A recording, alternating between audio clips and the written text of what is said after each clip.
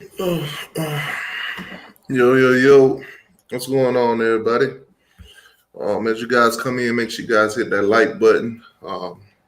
Basically, it help us to let other people know that we're live right now. This is not a scheduled live. This is just, you know, I just popped up and decided I want to have a conversation with you guys about this, see how you guys feeling.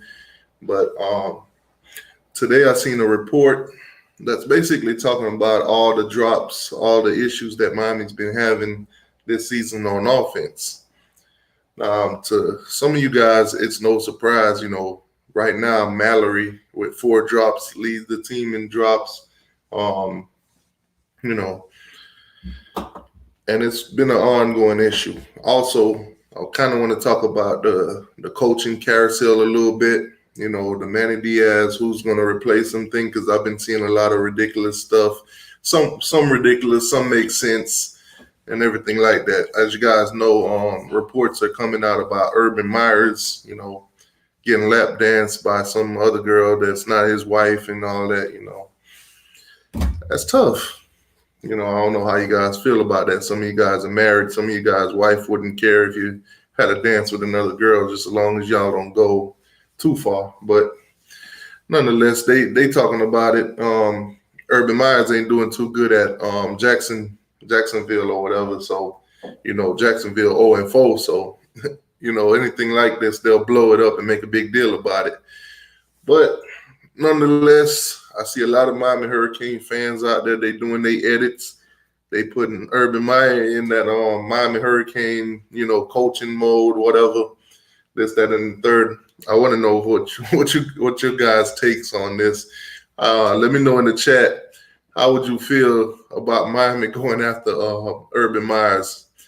I don't think anything realistic about this, but I love to see how you guys feel about that. Would you guys take Urban Myers as a head coach? Let me go ahead and get caught up real, see who's all in the chat. What's going on with you, Evans? What's good with you? T-Rock in the building. What's good, T-Rock? Ricky Baker. What's going on, Ricky Baker? Oh, God. Ricky Baker, the Gator fan, that has all the questions for me on Instagram. Sorry, Ricky Baker, I don't be answering all your messages, but half the time I don't got time to deal with your Gator shit. Manny Horrible, absolutely. What's going on, Jay Play? Haitian Ellen, what's good? How you doing? I heard Manny dad trying to stop Manny from being let go. That wouldn't be surprising. Shoot. What he should have tried to stop was them knocking down the Orange Bowl, but that's another conversation for another day. Should Miami fire Manny Diaz or keep Manny Diaz? It's obvious right now. Of course, fire Manny Diaz. Manny Diaz is. Listen, if you want to know if you want to fire Manny Diaz or not, ask yourself this. We got 7 games coming up. We got North Carolina State. Then we play Pitt. Then we play Georgia Tech, Florida State, Virginia Tech, then Duke. Out of all 7 games, how many games do you think we're going to win with Manny Diaz as your head coach? Let me know that. How many games do you guys think out of the last 7 games that we got with Manny Diaz as your head coach? How many of y'all confident that we could go in and win all those games with Manny Diaz as your head coach? You will take Manny Diaz and other guy. Listen, you a JSU fan. Y'all just beat Florida State with whoever it is that's coaching y'all or whoever y'all AD is. You really want to take Manny Diaz and Blake James and ruin your program? You just beat Florida State, a Power 5 team. You'll never beat another one with Manny Diaz and Blake James as your staff or whatever. Be careful what you wish for. Fire Blake James first. Yeah, absolutely. Fire him. Get him out of here. Blake James is one of those. I don't know if I want to call him. Listen, it's like there's like this real nice girl you trying to get, And then there's Blake James, who's kind of like a cop blocker. You can't get her without getting rid of him. If that makes sense to y'all. Basically, man, listen, the way things are going at Oregon right now, the Oregon fans want Mario Cristobal gone. Surprisingly, he lost the game, and the fans want him gone. Where have we ever heard that before? You know, a coach losing the game and the fans wanting him gone. Have we ever heard that before? I don't think so. But the Oregon fans, they want him gone. And I mean, it aligns for us perfectly. We get rid of Blake James, possibly bring in Alonzo Highsmith. Mario Cristobal will come. Mario Cristobal don't want to deal with Blake James. No, a lot of people don't want to deal with Blake James. But at the end of the day, get rid of his ass right now. Get rid of him. Listen, I was at the Virginia game, and they was honoring Howard, right? And then when they announced Blake James, when he came out, the amount of boos, bro, they booed the shit out of him. The fans booed the shit out of him. That should just tell you something. That should tell you something. Listen, you're not wanted. You're not welcome. We don't like you. I see people driving around Miami with signs on the side of their car. You know, get rid of Blake James. We've been in the ACC for this long with no championships and only one divisional title or whatever. Get rid of him. I agree with him. When you don't put enough effort into the football program and now that shit hit the fan, it's too late. It's too late. You had a lot of opportunities to do so. You didn't care. But now that things are in the media more often, now that ESPN is putting more spotlight on it, now you guys want to try to, we're going to do better. No, it's too late. Julio Franks, you putting out a statement now. Where was them statements 15 years? Where was all these statements, man? Come on. Y'all wait till shit hit the fans. I'm going to tell y'all, like I said, in my community tab, there's a photo with a hashtag Fire Blake James. As fans, you got to share it on your social media. Everything you do on social media, put that hashtag Fire Blake James. You guys got to get their attention. You know, me saying it or a couple other people saying it ain't going to do nothing. You got to put some attention behind it. Once that start trending, Miami has no choice but to see it. It's going to be a lot of the media that's on TV, that's televised, ABC and all of them, they're going to talk about it. Fox News, Fox Sports, they're going to talk about it because it's trending. That's what they talk about, trending topics. If you watch Skip and Shannon, notice that most of their conversation is about LeBron James, the Lakers, Tom Brady, and whatever else is trending in sports. That's what they talk about, stuff that's trending. If you get Manny Diaz, fire Manny Diaz, or fire Blake James trending, trust me, they're going to keep talking about it. And ESPN's already on them, so just keep it going and watch it. You'll see changes. It ain't going to happen if there's no attention on it, if it don't seem like it's a problem, they're not going to change nothing. So if y'all want Blake James gone, let's get it trending. You'll be surprised who start talking about it. You might have sports channels in freaking Pakistan talking about it. India. That's what that does. It's ratings. It's all about ratings. It's all about clicks and ratings. If Fire Manny Diaz is trending on Twitter, it's trending on Instagram and all that, all these big source media that gets attention on TV, they're going to start talking about it. Next thing you know, there's going to be a fire under Julio's seat and change is going to have to be made. And that's tough. He said, Meyer, as soon as he gets fired, make that move. So y'all would take Urban Meyers right now. I can't lie to you. The man's crazy. He got a crazy lifestyle. outside of football, but when it comes to football, he knows his stuff. He knows how to win. I mean, he got 3 national championships. Other than Nick Saban, who else in the league can you say won even more than one? Who's coaching right now? You can say is a national championship, coach other than Dabo Sweeney. Jimbo won with Florida State. Ed Orgeron, and he's on the hot seat at LSU as we speak. Other than that, it's not really much coaches out there that can say, hey, we're a championship caliber, head coach. So, I mean, at the end of the day, if Urban Meyer wants to come to Miami because Jacksonville ain't too happy, I'll take him because at the end of the day, this is NFL and college. We know he's proven in the college world, whether it's, him lying about this and lying about that. Hey, he's doing what it takes to win.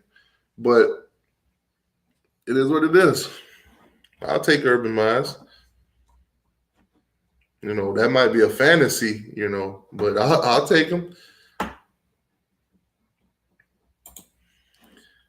Mike, what's going on with you? Said we need an elite that care about winning.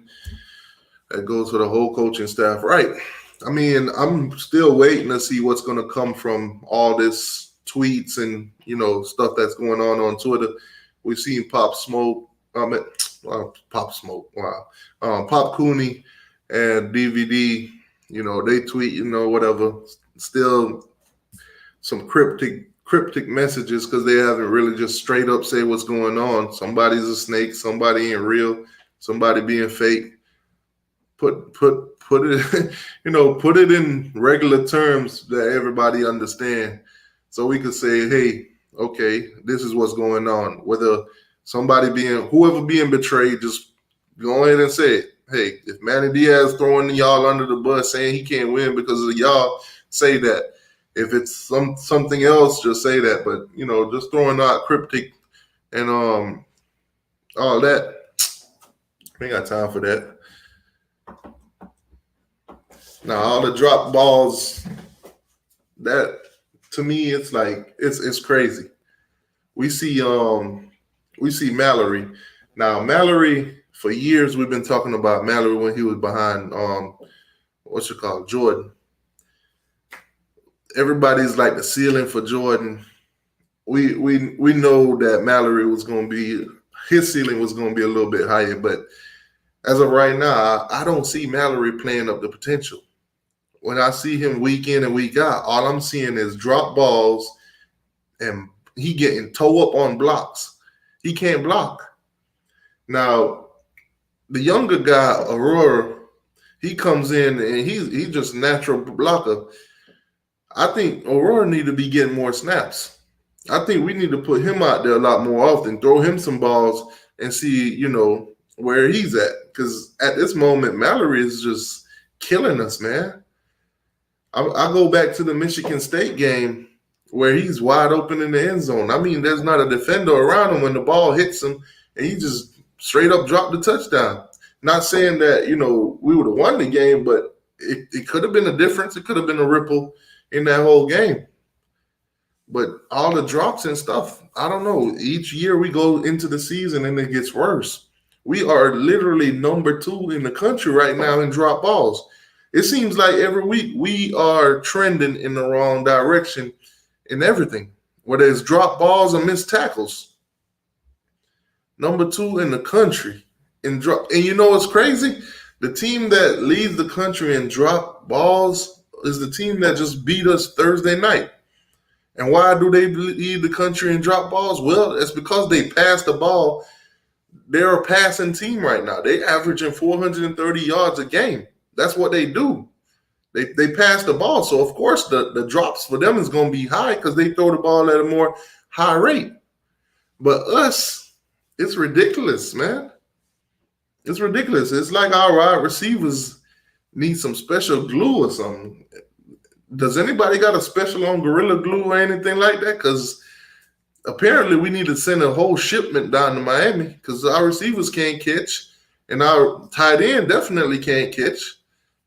I don't know. Maybe we need to change the ball and give them some Velcro kind of freaking gloves or something. But it's ridiculous. It's ridiculous. These coaches got to get on top of it. I mean, I know a lot of y'all like Rob Likens, but y'all got to get on your mans, bro. Y'all got to get out. Listen, a lot of y'all fans got to get out of that. I like this guy that I put so much hype into this guy. Now, if I turn on him, it's gonna look bad. No, it ain't you turning on him. It's you calling a spade a spade. If your guy's messing up, let him know he's messing up. Don't just let him sit there and continue to do it over and over. Rob Likens, get on them damn receivers, man. Don't wait till the middle of the season, then you'll have an announcement like what Mike Harley did last year and came out and say, well, we didn't do nothing extra after practice. We just go to practice and then we're done. We ain't go out there trying to do any extra drills and extra exercise to get better. That's what you waiting on? Come on, man. Y'all got to get on that tight end coach, man. Y'all got to get on him. Let him know, hey, I know you see what we see. Mallory out there ain't doing it. Put some heat under his ass. Put the other guy in. Give the other guy more snaps. Tell him, make him step his game up. Plain and simple. I'm going to put the link in the chat. I see a lot of you guys coming in. I'm going to put the link in the chat. I want to get y'all thoughts. I want to know what coach you guys are looking at that y'all see fit for Miami, that is reasonable and we can actually get this person. I don't want to hear let's go out and get Nick Saban. I don't want them kind of fantasies because we know it's not happening. Don't come in here, Dabo Sweeney or Dan Mullen and all of them. Don't listen. Put the link in the chat. Y'all come in here. Y'all let me know what coaches and what do y'all see that needs to be done at the University of Miami. Clearly, Manny Diaz, after this season, he won't be here. There's a lot of people talking. There's a lot of talks going on behind the scene.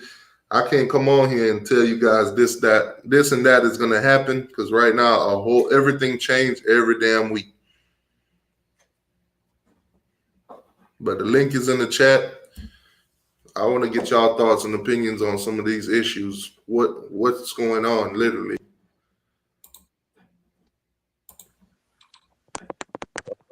Hey, T2Y, how are you? What's going on with you? CJ, what's going on with you? No. For me, I understand why fans want Alonzo, but I would prefer an assistant director. Can you guys not hear them? Am I the only one that can't hear nothing? You can't hear me, T2Y? Can you hear me? Can you hear me? Can you hear me? If you can hear me, put your middle fingers in the chat. Can you guys hear me? Can you guys hear them? Let me know in the chat. Can you guys hear them? If you hear us, put your middle fingers in the chat room. I just can't hear them. What's going on here? No, Taz, I said the middle finger. I ain't say no damn thumbs up. Put a middle finger in the chat. I can't hear CJ. I can't hear none of you guys. What the hell? I see. Hey, CJ. Yeah. Do we gotta come back in? We gotta come back in. Go out and come back in. Talk, yo, shit. What up, Cave Evan? I'm gonna leave and come back in.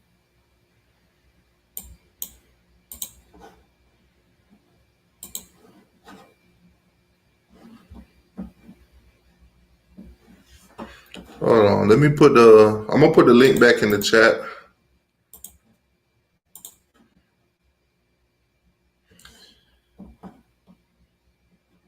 I don't know if it's just me because I couldn't hear nothing they were saying.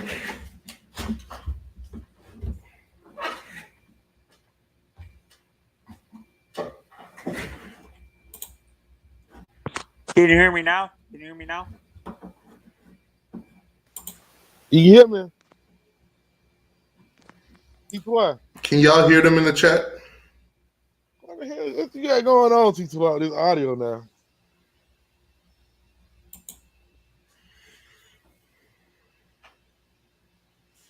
What up, BB? Honestly, for me, like I said, I would prefer an assistant athletic director from one of these successful programs take over. I understand why fans want Alonzo. Okay, there we go. He's fucking up. Nah, the audio they switched the audio to my mic, so now, of course, the mic ain't gonna spit out the audio. Freaking. Okay, so the Urban Myers things. What you guys thinking? Would y'all take Urban Myers right now? I wish you would have invited me to the bar. Yeah, hell no. Honestly, I don't want a coach that's going to fix a heart ailment during the season like he did with Ohio State. So no, I wouldn't want to. I wouldn't want Urban Meyer, to be honest. Okay, so you wouldn't take Urban Myers over Manny right now? I would take Urban. No, I would take him over Manny right now. But what I'm saying, with his track record, how he reacts when he's losing, he leaves or causes problems like he did with like coaches and stuff, like the assistant coaches. Like that's what I'm worried about with Urban. Let's say we're losing. Hold on, Todd. You gotta mute the YouTube. When you come on StreamYard, the volume is already on there. So if you gotta mute the YouTube or it's gonna echo. So T2Y and CJ, what are your thoughts on what I was saying before we have to jump off? What was the question? I didn't hear it. I didn't hear. Would you guys prefer having? I understand why fans want Alonzo as our AD, but I would rather have a guy who knows the college game, an assistant athletic director from like Alabama, Clemson, Ohio State, or Oklahoma or Oregon or something like that to take over. Not a guy who's been in the NFL front office for a long time that doesn't know how to do the recruiting and stuff like that. Like to deal with the college politics and knows how to allocate money correctly, specifically with college, not the pros. Allocating money in franchises for the NFL is different from allocating money in athletic departments from college. Do you guys agree? I think it's different, but at the same time, I think I'll take an NFL guy over a college dude any day, or one of these college guys that has no experience at doing it. Because who says that you're going to get, an AD from somewhere else, or even an AD with experience? We might end up picking up somebody and have to pretty much teach them on the job. As an athletic director, I'll take Alonzo Asmith because he's been to the highest level. He knows basically what it takes to get to that higher level. No, but I'm saying an assistant athletic director who's been hampered because he doesn't have the chance because of the AD that's at the program right now. Would you? I don't want an assistant. I want an AD. I want Blake gone. We don't need an assistant. We need to replace him. He's the problem. No, from Alabama or Clemson. I'm saying like get a Graham Neff or something like that. Or if Highsmith didn't take the job or we couldn't find a good one, would you even consider maybe I can't make out what you're saying right now.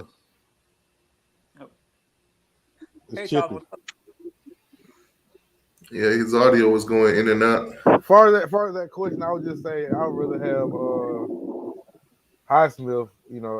To me, it just got to be Highsmith and Mario Cristobal. As far as like having a long decade worth of good shit, because not only Alonzo Highsmith get analysts or whatever you need help from, he takes advice. He's a people person, so even if he does struggle, he'll get help and he'll receive it and use it. So I'd rather him be in the AD than anybody else. Same thing with Mario Cristobal. That's just me.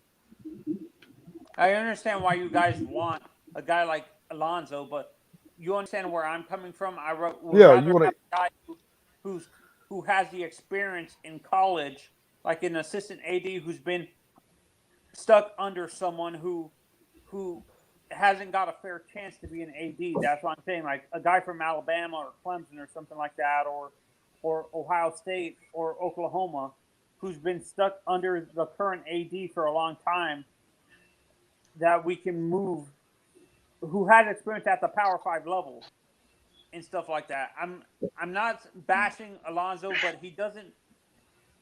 The politics in college sports is different from the politics you're going to be dealing with in the pros.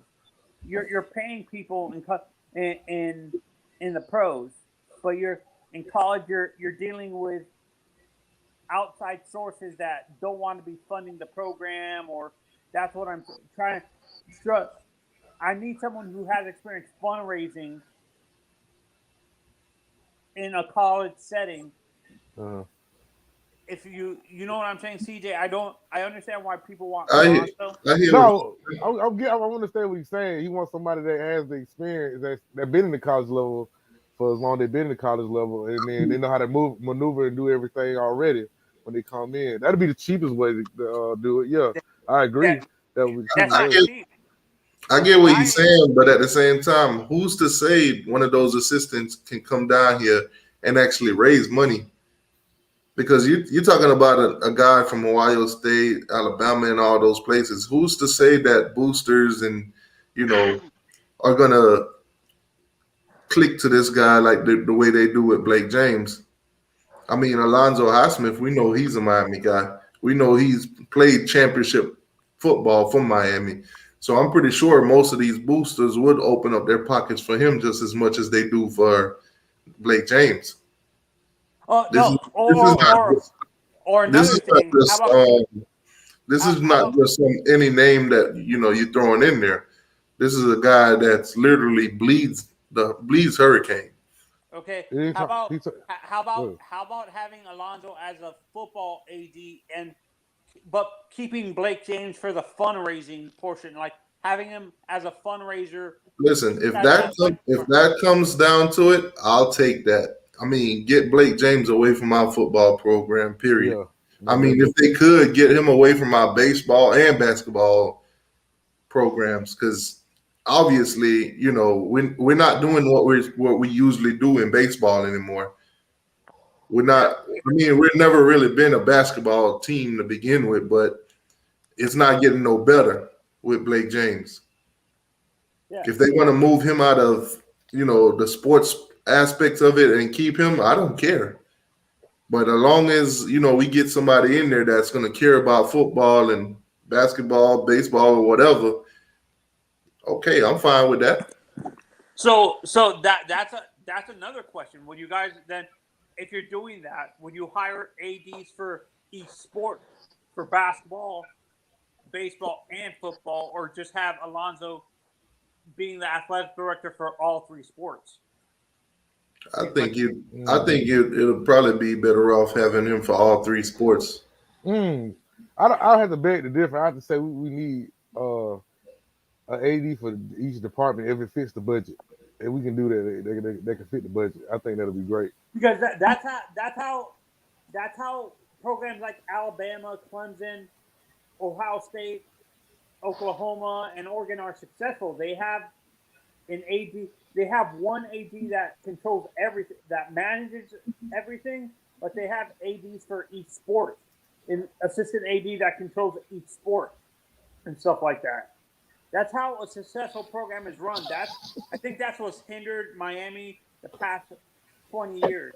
We don't have a structure like the successful programs do, where you have an AD that manages everything, but then you have assistant ADs that control each sport. You see that, Anthony? They telling me to fire you right now. T-Rock. Listen, the fan base is savage. They are fed up. They are fed up with Blake James. They don't want no scenario where we keep Blake James or whatever. Blake James. You understand what I'm saying? Like, I understand clearly what you're saying. bring somebody in for football and keep Blake James for, raising money for other departments or whatever. When we fire Blake James is what I'm saying. Hiring a athletic director that, with these successful programs, you notice that they have one athletic director that controls everything around the program, but within that they have assistant ADs that control each sport and stuff like that. That's what I'm saying. The problem with that, when you have a guy like Blake James that has all these assistants, you don't have the power.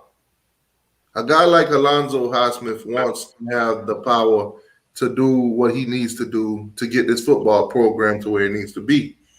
So when you got a guy like Blake James hovering over you, when you come up with what you want to do, at some point he can still shut down your ideas.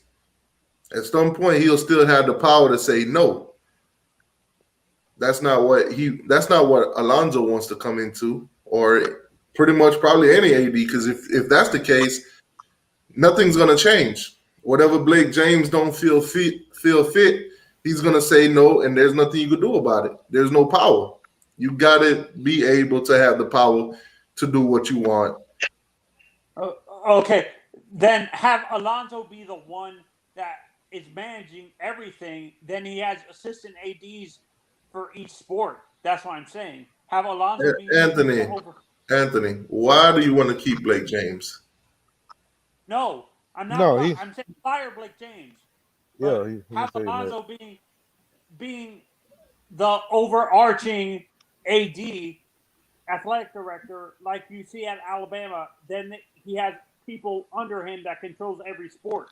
Is what I'm saying. What he's saying, T2, was basically if you're gonna hire Alonzo Highsmith, you basically just made it a lot clearer now. Okay, yeah. So fire Blake James, bring in Alonzo Highsmith, and bring in assistants underneath each sports department. Yes. That's how a program is run. Like, that's why I'm saying copy what Alabama, Clemson, Oklahoma, Oregon, and Ohio State are doing, where they have that. And listen, y'all. He's not saying keep Blake. He's not saying that. He's just saying that we hire Highsmith as the AD. We're gonna have assistant ADs for each sport, as far as soccer, tennis, baseball, etc. That's all he's saying. He's not saying keep Blake. He's not saying keep Blake. I got an honest question for this debate right here. As long as that man's bringing in record amounts of money, which he is, you think the university give two shits that anybody wants him gone? Yeah, when you get a lot of national attention for all the wrong reasons, yeah, he will be gone. That man's bringing in record amounts of money. Listen, Miami don't care how much money he's bringing in if he's messing up their reputation. Reputation is bigger than anything. They don't care about football. They don't care about baseball. Well, according to your president, Julio Franks, that's not the case. He put out his own statement, his own message saying that everybody saying that they don't care about football and they don't care about sports is wrong. So if he does, and this football thing is getting worse, if he doesn't do nothing about it, then we might come back and say, yeah, Slim was right. They don't give a damn about football and sports. That message that he put out was just all BS. That message is BS. Trust me, you and I know it's BS, but once he put it out, his words is out there. Now, if the program continue to go down in crap and he don't do nothing about it, we'll all see it. And not just us going to call him out. Everybody's going to call him out. That's the problem that we have now. It's only one or two people that's willing to stand up. Everybody else is thinking the same thing, but they're not doing nothing about it. I'm doing the smallest thing that I can do. I started a hashtag Fire Blake James. I'm pretty sure I'm not the only one I'm pretty sure I'm not the one that started it, but I'm pushing it. I think there's a much easier solution to the problem. Because, like I said, as long as he's bringing in record amounts of money, they're not going to fire him. I think the much easier solution is to do like other universities do and put it in the hands of the chancellor and the board of trustees on who gets hired and fired. Yeah, but when it comes down to it, if you got a Blake James that's overseeing every decision that these guys are going to make, we're not going to get nowhere. The Chancellor University is above him, and so is the board. And there are plenty of universities that do it that way. The first one that comes to mind is LSU. Like I said, as long as he's not making the decisions or he's not the say so, you don't have to go through him. I'm fine with it. Like I said, because as long as he's bringing in that money, they're not going to fire him. They don't care what we think. And you know, for people that like to quote that 30 for 30 all the time, a lot of people didn't pay attention to it. The University of Miami has had success in sports despite the university. Yeah. Because they ain't never cared about sports. Yeah, because Jimmy Johnson had to deal with that shit. So did a lot of the other coaches. I mean, like I said, for people that like to quote it, they sure wasn't paying it no attention. Because they said it clear as day in there.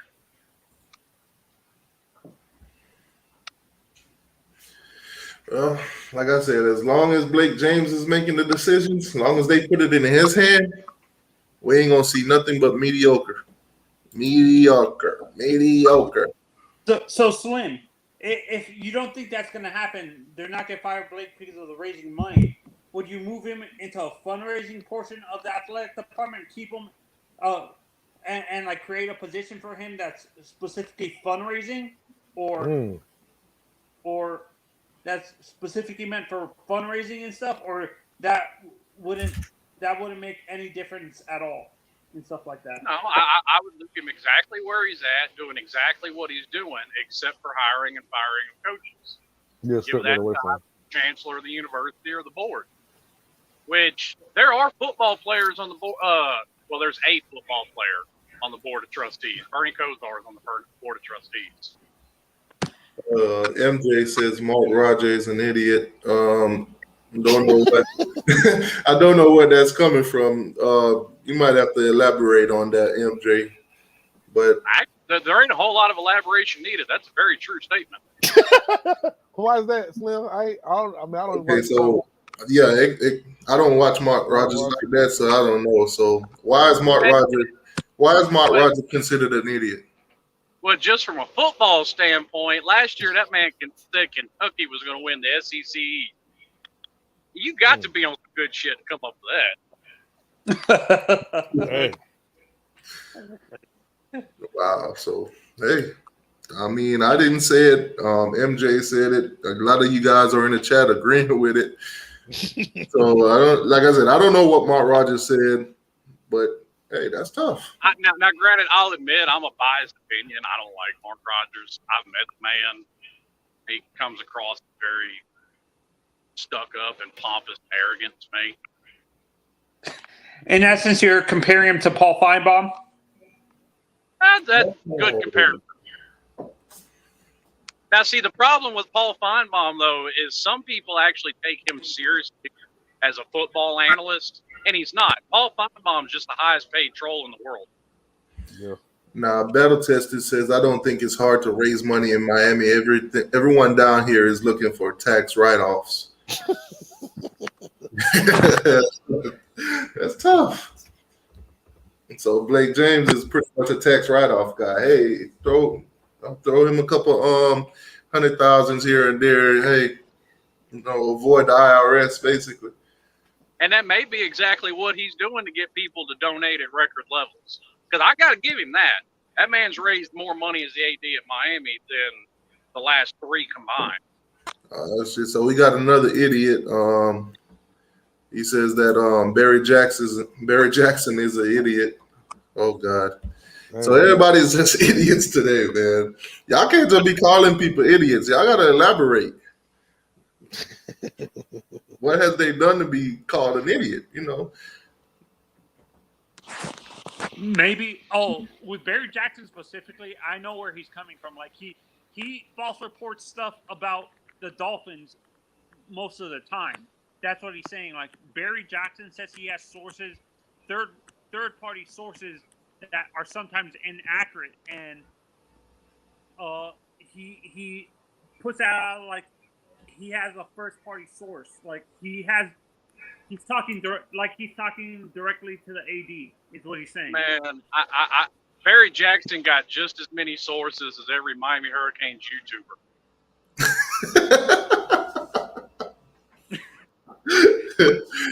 That's man. exactly my thought. Like these beat reporters that cover these sports say they have sources. They're blowing smoke up the fan base's butt. Do you guys agree?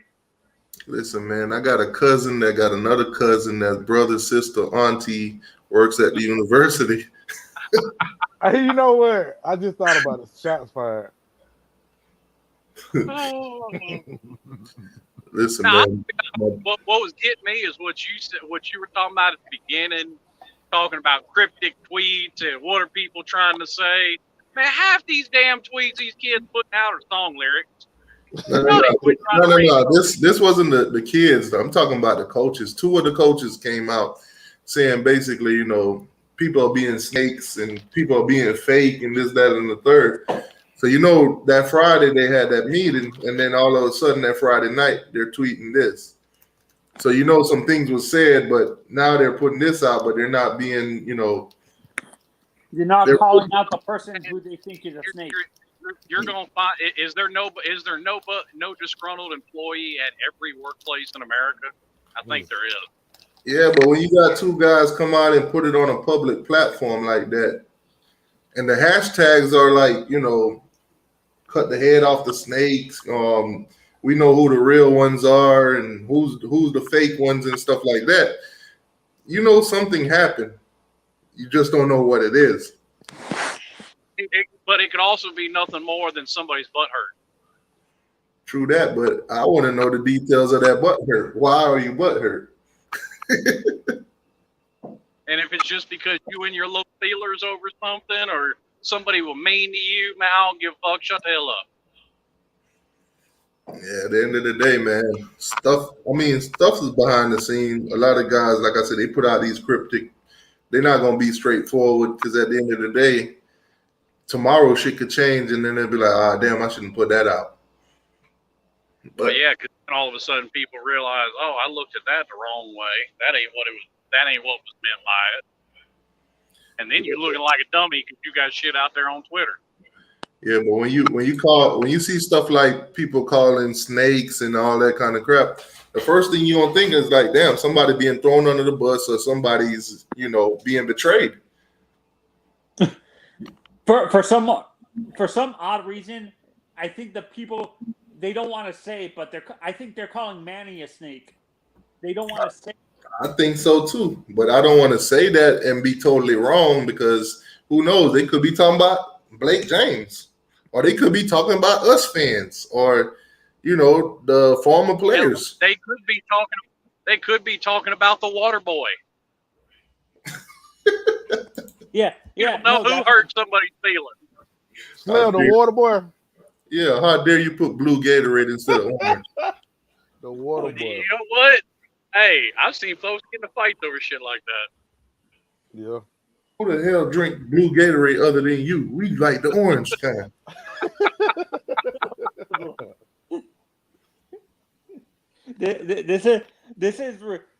This what we're talking about is kind of sad that it's gotten this far down.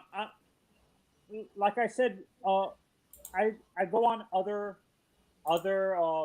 panels who talk about sports, and I'm the only championships I've experienced since I was little were the Hurricanes winning championships in the early 2000s, the Heat winning one, and the Marlins winning twice. The Dolphins haven't won crap. The Dolphins haven't won crap and stuff like that. So the only thing I can brag about is the Hurricanes winning a championship in the early 2000s. Yeah, that's what I'm saying. I'm in my 30s. I'm in my 30s. I'm younger than all three of you guys. All three of you guys. So. All right, so now Pop, like I said, Pop Cooney put out this. If you don't, it don't get more realer than this statement right here. And then the hashtag is snakes don't slither, they walk now. Hashtag ain't nothing realer than a fake folk. And that's basically from him retweeting what DVD tweeted, which says everybody ain't solid. Got to remember that. Don't get mad at them for that. Just laugh and keep it moving. Real one. Well, hell, this is Miami, bruh. They could have been fucking each other's wives for all we know, and that's what this is all about. That's tough. Oh God. I'm just saying.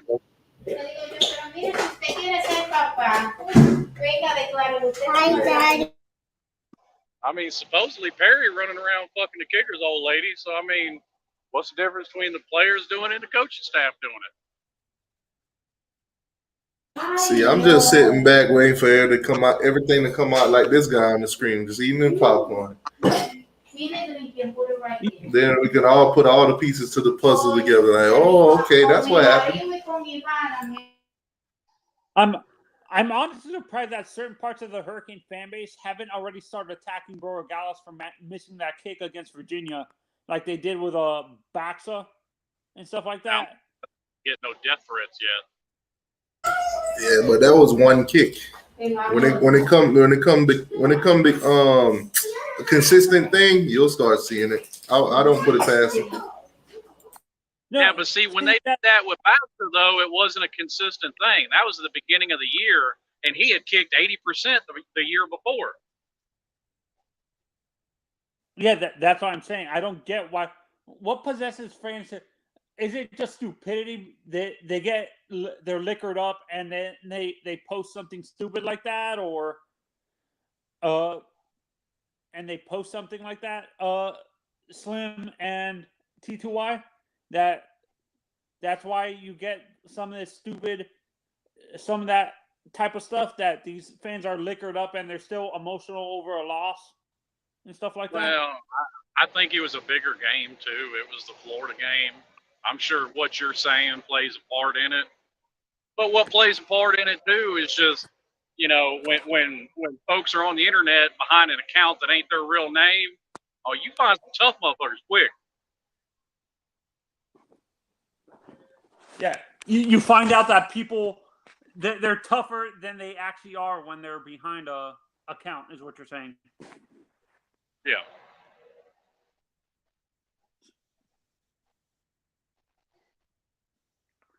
So for you guys, so let's say we can get Mario. Like, who's your backup plan if we can't get Mario? We have to be realistic. We might not be able to get Mario. Who do you guys want as a head coach if we fire Manny? I'm gonna answer that with a question. Why would I want Mario right now? What has he done as a head coach to say, yeah, I want that guy? He just lost to a really, really bad team. He can have any recruit in South Florida that he wants.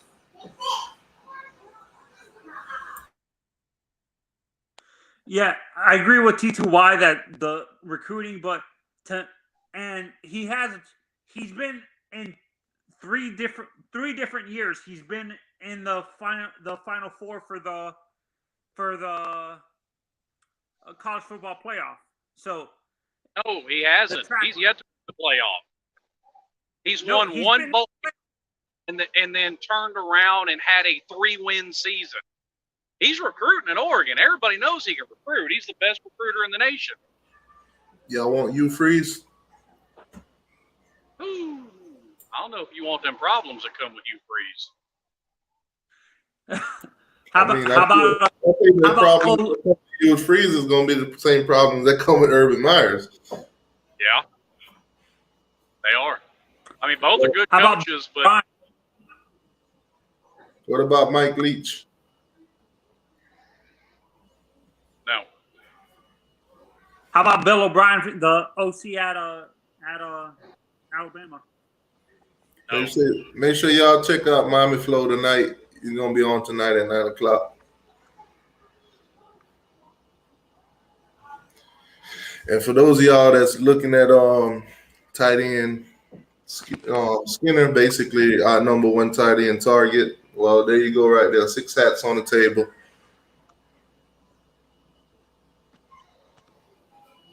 I think for me, with those hats, I think who is definitely between it. I want it to be Miami, but realistically, I think it's between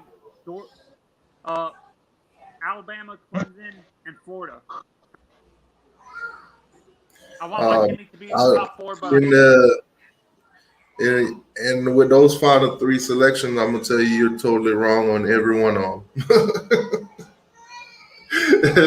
If you want to look at his selection, it goes Miami, Florida State, and Alabama. Currently, Alabama.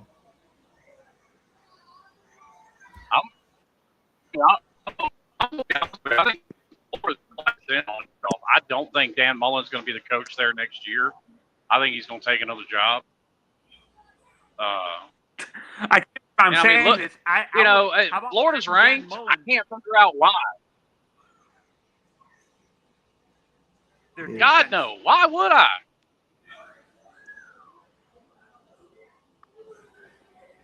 No, I'm saying the reason why they're ranked is their defense. Their offense is putrid.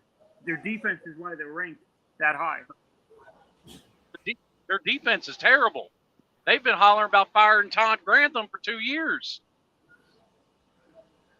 That's their defensive coordinator. Their defense is the reason they didn't win the SEC last year.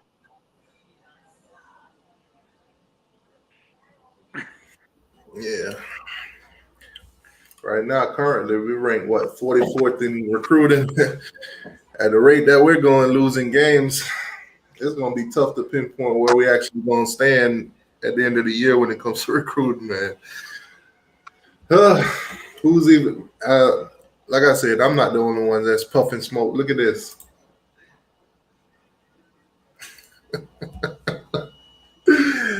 Oh God! How y'all like that orange and green on Urban Meyer's? Every program Urban Meyer has left, he left it worse than when he got there. Yep. Listen, it can't get no worse than this. I mean, it's been 20 years, Slim. If he came in here and win a championship, win a championship right now, and he do leave it as a mess, I'm pretty sure Miami fans will be happy, and then they just go ahead and do the cleanup. But see, that's all you're focused on is a championship. The program as a whole was worse in 2006 than it is right now. I mean, at least we ain't got players killing each other right now. That's tough. Oh, man, Mr. Hernandez, that's tough. Ooh. And then you got ACC Power rankings came out.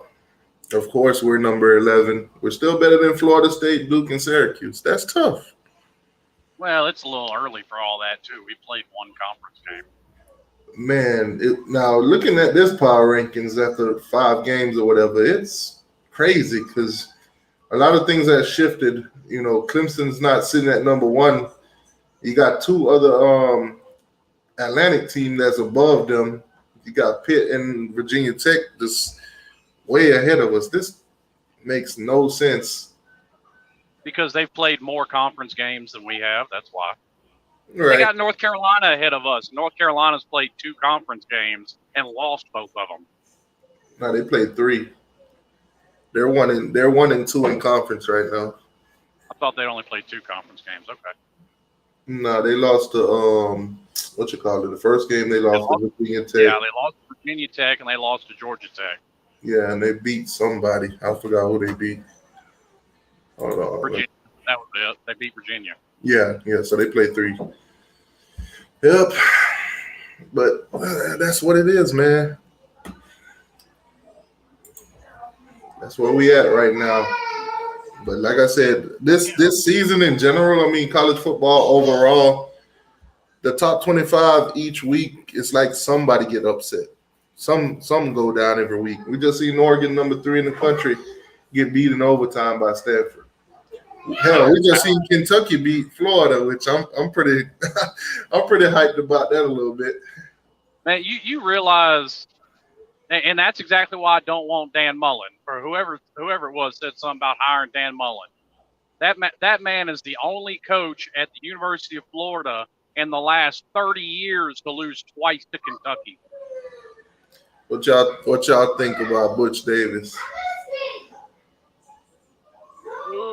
I'd hire him for my recruiting department tomorrow.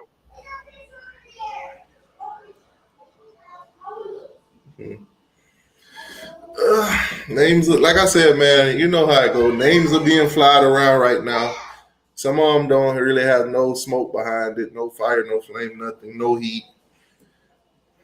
At the end of the year, it all depends on who's hiring them. If we got Blake James making a hire, we're going to get another Manny Diaz.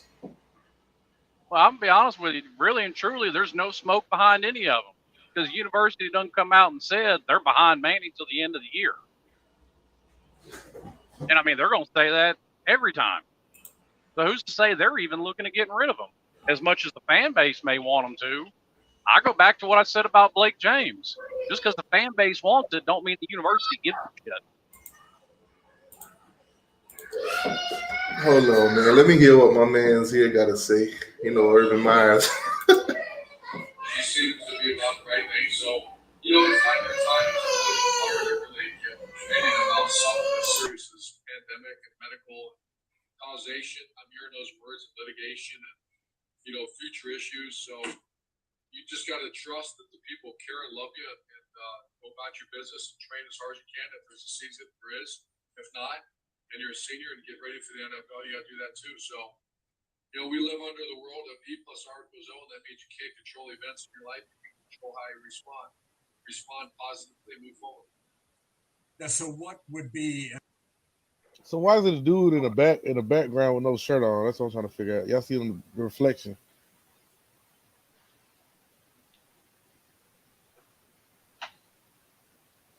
I was looking at that too, like I'm on national TV right now. Why the hell you walking around with your shirt on in the back of my mirror? I don't know if he can see that. Slim. I don't know. For all I know, that's in the coach's office, which is right there by the locker room. So it could be that, maybe. Is he in the coach's room? Likely. This dude right here is hilarious. You got to see orange and green blood. You got to see the video that he did for Gervin Hall, man. That dude is hilarious.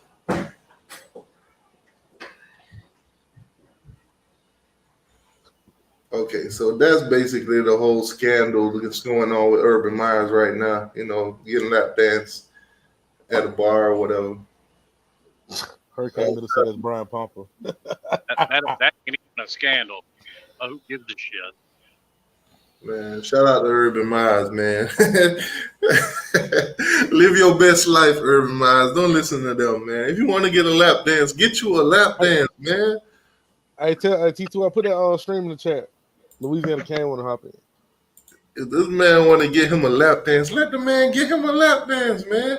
The only person that should be worrying about this right now is his wife. If she's okay with it, then, hey, that's tough. My dog look like a G, don't it? Look at him. Bro, look at him, bro. Tell me Urban Meyer don't look like a straight G in this photo right here. Look at him. Come on, man. Y'all stop playing with Urban Myers, man. What it do? What's going on, Louisiana King? What's popping? Nah, I'm kind of pissed off because all these you fans, right, sitting up here talking about they should get all these motherfucking coaches that been fired by other schools instead of letting Ed Reed actually get a coaching job. All these other motherfuckers, y'all hired Manny Diaz and he been coaching since 1998. And he ain't do shit. But y'all don't want to. But the youth fan don't want to give Ed Reed a chance, and he knows about the culture. He knows about the physicality. He knows about all that shit. Y'all don't want to. Okay, I got a question. I got a question. If a guy that's been coaching since '98 can't do the job, why would I hire a guy that's never been a coach before? That's just dumb. That ain't dumb. You know why it ain't dumb? Because he knows about the culture. All them other motherfuckers that y'all, Lane Kiffin and all them motherfuckers ain't never ever, you feel what I'm saying, don't know nothing about Miami culture. Ain't never coached at Miami. Yeah, everybody said the same thing about Butch Davis too. Everybody said Butch Davis didn't fit the Miami culture. How'd that turn out? That's why you give Ed Reed, a person that knows everything about it, a chance. Y'all rather go out here and get all these other coaches that been fired by other schools. What the fuck you think they're gonna do at Miami? If they've been fired at other schools, 2 or 3 other schools, what you think they're gonna do at Miami? They ain't gonna do shit. Because guess what? Well, I got a question. Nick Saban's been fired by 2 or 3 schools. Well, I mean, so what does that mean? What school have Nick Saban fired? Because he won a championship with LSU. He won multiple championships with motherfucking Alabama. He got fired from his first 3 head coach. He got fired from Bowling Green. He got fired from Michigan State. And there was another one. I can't remember what it is. It was the head one coach? in between there. He's was been fired for 2 or 3 jobs. Was he the head coach? Yes. Okay, so he was the head coach, right? So guess what? Once he went to the NFL and understand, guess what happened? He came back, started scoring shit, right or wrong. Matter of fact, there's you another one. He got fired by the Cleveland Browns too. Thanks for reminding me. Actually got fired by Miami Dolphins. But no, he quit on the Dolphins. He got fired by the Browns. But that's I mean, that my thing is, I mean, y'all gotta come on, bro. Y'all sit up there and say y'all Hurricane fan, but y'all won't even give y'all own personnel. But y'all will go out here and get everybody else that has been fired by other schools that couldn't even get the fucking job done at other schools. Then you hire Manny Diaz, that been coaching since 1998, with the greatest all-time coach of Bobby Brown, Mickey Andrews, and Mac Brown, and he's since 1998, and he still haven't got the job done. Why hire the motherfucker that? Why hire the motherfucker? He don't know shit about the Miami culture. He graduated and played football at Florida State. He didn't play football. Well, he coached for Florida State, and he graduated from Florida State. No, that he did, but he never played football there. Okay, so the thing about it is, y'all kills me, man. Y'all Hurricane fan kills me. Nah, we don't want nobody that got experience. That don't have experience, but y'all give motherfucker that got experience can't even get the job done at other schools. Well, no, Manny had 0 experience. He had been a head coach for 13 days at Temple when they hired him. That was his head coaching experience. No, this one I'm saying to you. Manny Diaz has been coaching. It don't matter about the head coaching, but he has been coaching. Okay, then why would I want a guy who's never coached? Why would I want a guy that's been fired from other schools? Name me a coach that hasn't been. Name one. Can't tell you that. That because it doesn't exist. That's why. But that's the thing about it. Y'all rather go and get other players. I'm gonna say other coaches. If y'all really are a U fan, hey man, listen, give Ed Reed a chance. Y'all don't want to do that. Y'all don't want to do that. And that's the thing about it. Hey, that's the thing about it. Y'all will sit out there and say, hey, listen, man, I don't want no Ed Reed. I don't want no Ed Reed because he ain't got no coaching experience. He ain't got no coaching experience. But these motherfuckers y'all go out and get done lost so many damn time, bro. Yeah. Just like Ellington Hudson said, he was a DB coach, which the Bills is doing good. No, he was an assistant DB's coach for 1 year, which means he was the guy that went and got the coffee. That was basically his job with the Bills.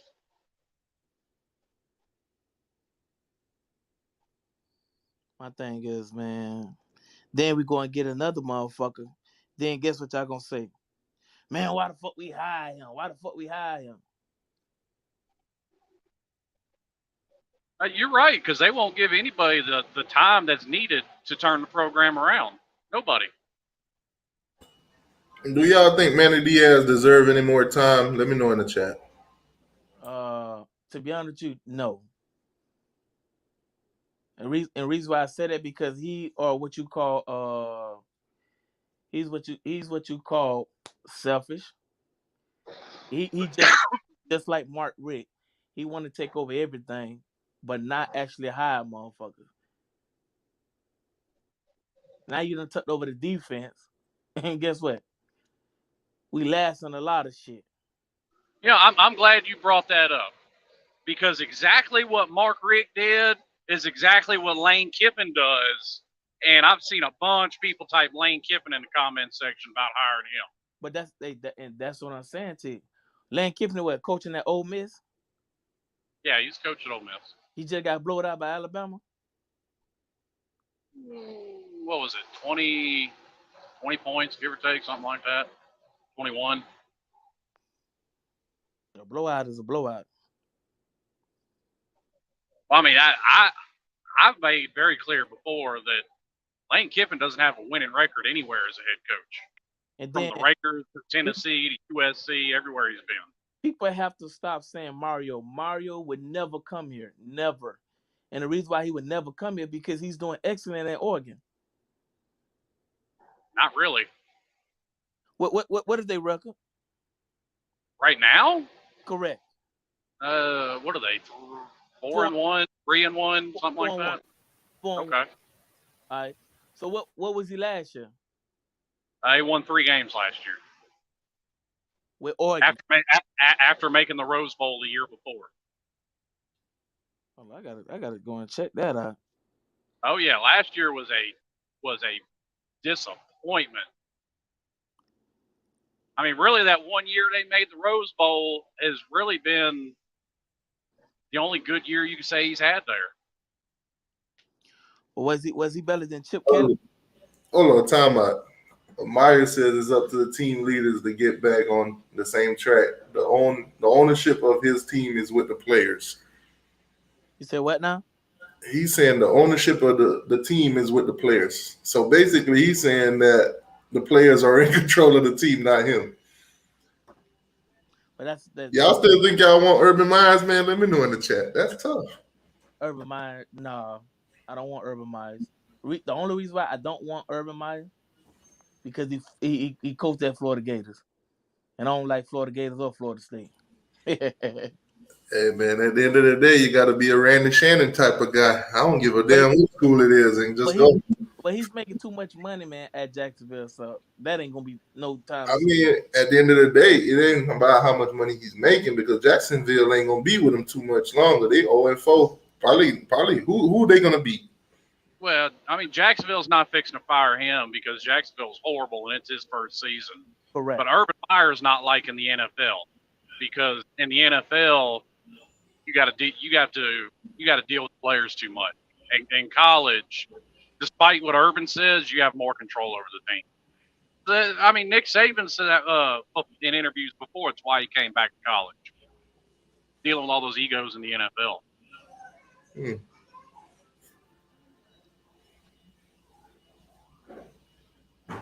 But yeah, that's that. I want a motherfucker that knows the culture, knows about putting his foot up in these kids' ass to get them to where they can start. You fans saying grinding hard and shit like that.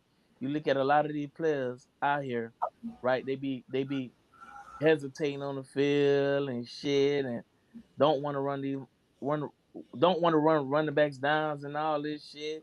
So I would rather for a person that knows the coaching and that knows about you fans say, hey, listen, if you don't get your shit together, hey, you're gonna sit your ass on the bench. We'll put some. Well, I got a question then. All the problems that everybody talks about is at Miami right now. Ed Reed's part of that problem because he's there. How's that? Ed Reed ain't hardly there at all. He ain't. That man's there 90% of the time. Stop it. And the Ed Reed hire was a PR stunt, man. Every clip you see of safeties and DBs at practice, you can see him there. He's been on the sideline. Man, you see Ed Reed once in a while at practice. You see him once in a while at games.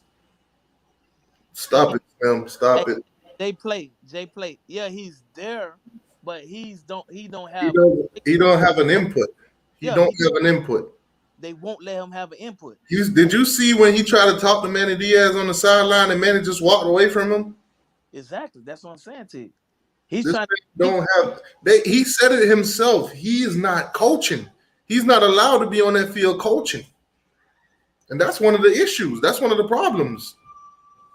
and that's the thing about it. You feel saying is like I said, Manny Diaz wants to do shit his way. That's the reason why Mark Rick didn't succeed like that. And see, here we go, coming up with wild conspiracy theories again that have absolutely no merit. Because yes, he is sitting there coaching the kids on the sideline. Yes, he is doing it in practice. Because we've all seen Mike Rump do it on the sidelines and in practice. But And Mike he's Rump, technically not the quarterback coach anymore. Ed Reed is not out there coaching nobody. He ain't. Okay. Mike Rump. He's overseeing things, but he's not coaching anybody. The only thing he can do is give advice to the coaches on the sideline. That's it. He told you straight up what his job role was when he got hired. He will not be on the field coaching any of these guys. He's not in a coaching role. Ed Reed was hired for a PR stunt, basically to get the heat off Manny and Blake James for not hiring Highsmith because they don't want nobody hovering over them and telling them what to do. No. Here we go with more wild conspiracy theories. There's no wild conspiracies. That's fact. Well, actually, Manny Diaz said in the video that Ed Reed is like that uncle that comes around and just hangs out. That's what Manny Diaz said. That's came out his mouth. Said it in the interview himself. He got his son. He got his kids to take care of her. He won't be here all the time. He'll be here whenever he can. Hell, listen, give me every job. Let me show up to work whenever I feel like it. I don't feel like going to work this month. I ain't going. Let me show up once in a while. Say, hey, how y'all doing? And just go home and collect the check. Why not? But the thing about it is Mike Rump has been coaching there, so he's gonna put a lot of input because what they did, they took him from the DB coach to put him to what? Personnel or some shit like that, recruiting? Yeah, he's on recruiting. He's still out there. Yeah, so Mike Rump is gonna be coaching these kids because he know about these kids. He recruited them. But that's the thing about it. Ed Reed don't have a say so. And that is what wrong with Manny Diaz. He's just like Mark Rick. He don't want to let nobody talk over him. Basically, it's like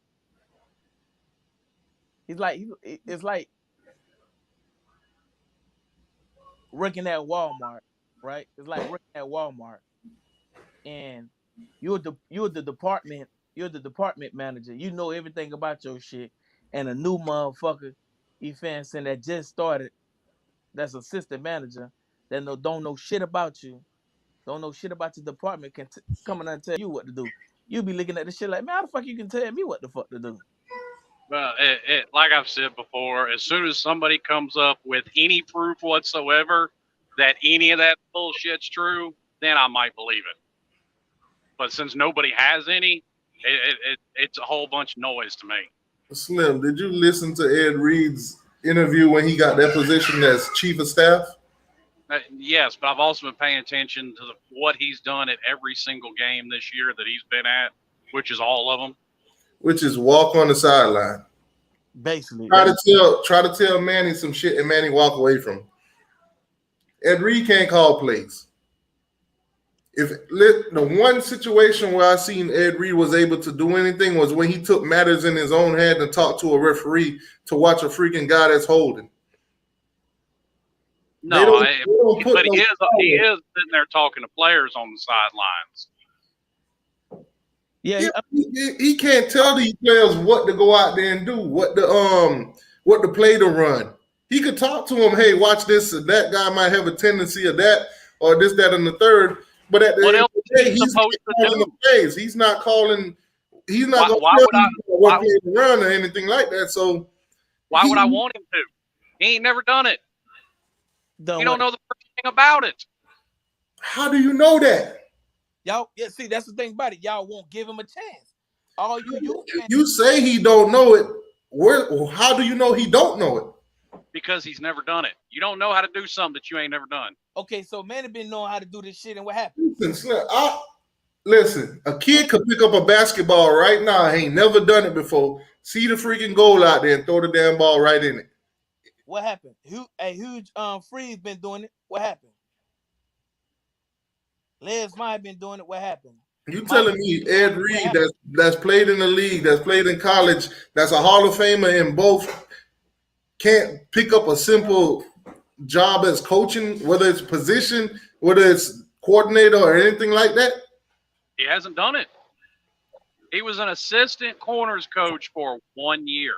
Okay. That is the extent of his. Imagine all of the coaches where they're at now. If somebody would have told them the same thing, we're not going to hire you because you never done it. Imagine they would have told Nick Saban that we're not going to hire you because you never done it. But Nick Saban worked his way up like everybody else. And guess what happened? Saban went from a position coach to a coordinator to a head coach.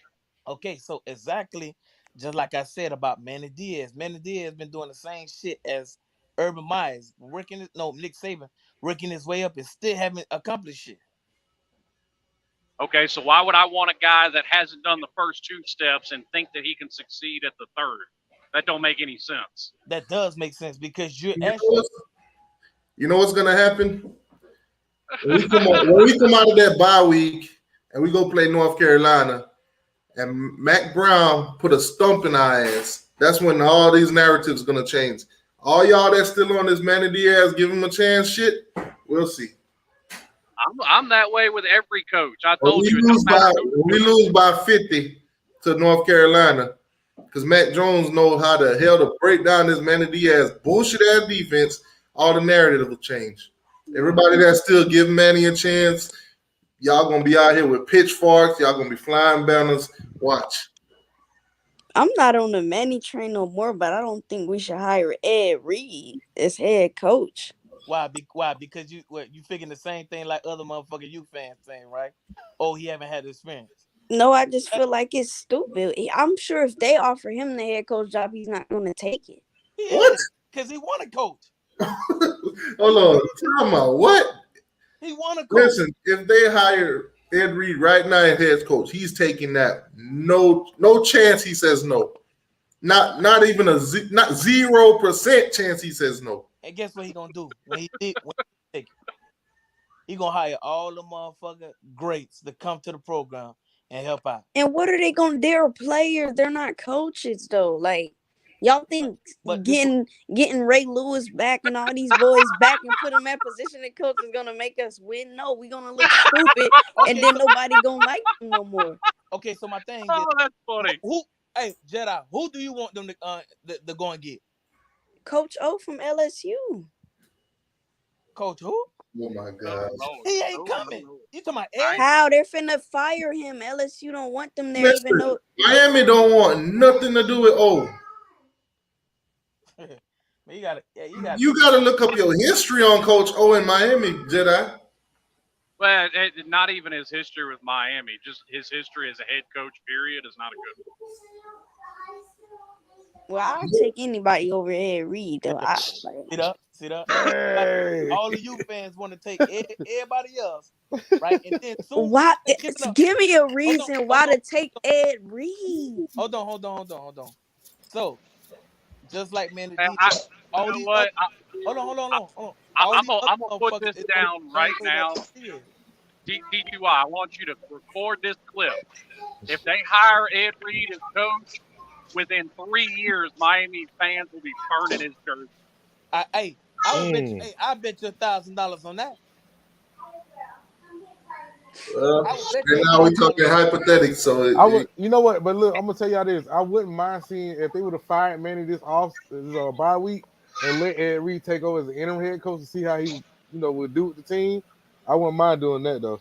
And guess y'all what? Just ready to experiment with the teams, man. What's going on? Hey, y'all just ready to experiment with these boys, man. That they would listen to Ed Reed before they listen to Manny Diaz. Yeah, I mean, I'll test them out on the interim head coach if we fire Manny on this. That ain't true, man. Because Manny's still a coach, bro. Like right now, so they're not listening to Ed Reed instead of Manny Diaz. He actually is still the coach, so that really don't make sense. Like they're not gonna kind of go against themselves when it comes to who's in charge. That's crazy. What kind of example is that gonna be for these kids? Like that's the worst part about this whole thing. Is that it's public. Like it's public as hell right now. And nobody care about how them kids is receiving all of this right now. Like, it's terrible right now around that program, and to actually be a young kid and a player or an aspiring player for that particular university, the way some of this is being carried out is really, really, like, it's scary, to tell you the truth. And just throwing Ed Reed into a head coaching position, bro, like, it's all kind of things just wrong with that, bro. Because for one, if you never run an actual program, like, that's not like sitting down on the video game placing things where you want to place them. You really got to be out in front of that. You know what I'm saying? Then you got to delegate authority to people who going to get your vision out there and really get it out there. So I mean, it's more than just saying, Ed Reed, you were a great player, we know you're passionate about the program, here, take it over. Nah, it's way more goes into y'all want to that, go bro. and get listen, bro. Y'all want to go and get all these other coaches that have been fired, all these other coaches that couldn't do shit at other schools, and y'all want to bring them to Miami and think that They they're gonna all do. got more wins than Ed Reed as coaches. So that's, once again, bro, you behind on now. You can quit while you behind on If that they did, hold on. argument, because any coach you hire right now got more wins as a head coach than Ed Reed. Hey, Then And why that's they fact. not? I got it. I got as Bro, many. why Ed Why Reed they ain't not at coming the up school? nowhere else for, like, until now? Why is his name Why? never come up as a whole head coach for anything else? Anybody else? Why do it have to be the Canes If they been that winning got to all be these the games, why they experiment not for at that, the bro? schools? That don't make no sense. The Canes don't have to be the guinea pig for the Ed Reed experiment. There are coaches out there, bro. The real issue is just hiring the right one, bro, not just impulse buying, bro. Ed Reed, we love you. We did that with Manny. So who out He was there? supposed to run Who away out to there can Temple you unstate? and impulse buy. Let's catch this guy before he leave and go to somewhere else, bro.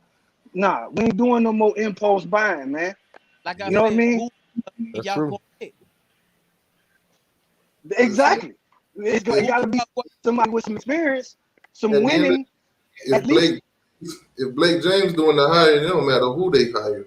Once again, don't matter who Blake James. It don't matter, bro. Everybody else that's around this program that y'all are saying, having meetings and stuff like that, those are the people that should be influencing what Blake James is doing on the coaching part. Blake James just put $60 million plus on campus. Ain't no way you supposed to be trying to run somebody like that out of here. You supposed to get him help.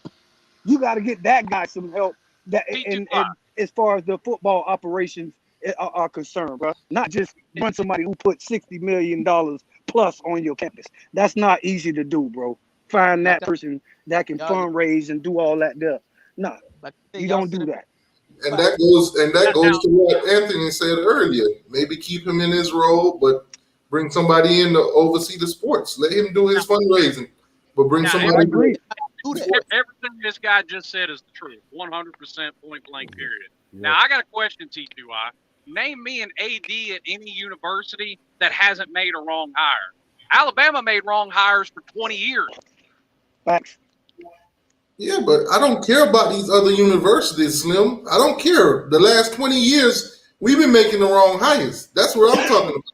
I don't care who hired who at Alabama, at Oklahoma, at Ohio State, and none of them. I don't give a shit. Okay, but okay. We let the right hire. All the wrong hires. T2I. If you sports that don't care about football, get somebody in there that does. You can't even say that he's made the wrong hires for 20 years. Randy Shannon took over an absolute 3-ring circus, and they didn't give him the time to get it turned around. And he was a clown himself. Who didn't give Al Golden as soon as he Shannon the funds? Who didn't give Randy Shannon was the most incompetent coach we ever had, bro. He couldn't finish the sentence. Okay, but who did not give Randy Shannon the funds to do anything? Who? The fund, bro. Why y'all keep saying, bro? Come on, bro. Randy Shannon had that whole Northwestern class to work with, bro, and none of them cats developed and did nothing except Sean Smith. Give a man the money to hire coaches that could develop guys and play guys the way they're supposed to, you're not gonna get shit done. But y'all wanted him. A good coach is gonna do that regardless, man. Like, for real. All that talent, he wasted all of that talent. So you saying not one of them boys Not one of the coaches that he had on that staff was anybody. I'll be interested to see who the coaches were on that staff. The only fools that I hated with that staff was the two offensive coordinators that came in and let Ja'Cory Harris just throw interception after interception and throw himself right out of college football into the CFL. That's the only two coaches that I remember from the Kane staff at that time. I can't completely agree with that because at first he brought in Mark Whipple as his offensive coordinator. And he let Ja'Cory Harris throw 50 interceptions in his career. Him and that other guy. He took Mark Whipple from the Steelers. He was Big Ben's coach right after they. How good did he do without quarterbacks though, bro? Ja'Cory Harris still broke the record for interceptions by a player for our school. Now why? So those coaches said himself. Bro, the guy in charge was an idiot. That's exactly why they were allowed to let Ja'Cory Harris keep throwing the ball to the other team at an alarming rate, bro. That's why I say when it comes down to Randy Shannon being a leader of men, it wasn't like that, bro. Defensive coordinator at the time, I'm going to go but with no. Ja'Cory Harris said, and Ja'Cory Harris said the reason he had so much trouble is because he had 3 offensive coordinators in 4 years. I'm going to take what he said. Say that. I ain't going to argue with that no more because we all seen that neither one of them coordinators was on the field throwing them interceptions. It was him. It was him. He had 3 coordinators in 4 years. It don't matter. He was on the field, bro.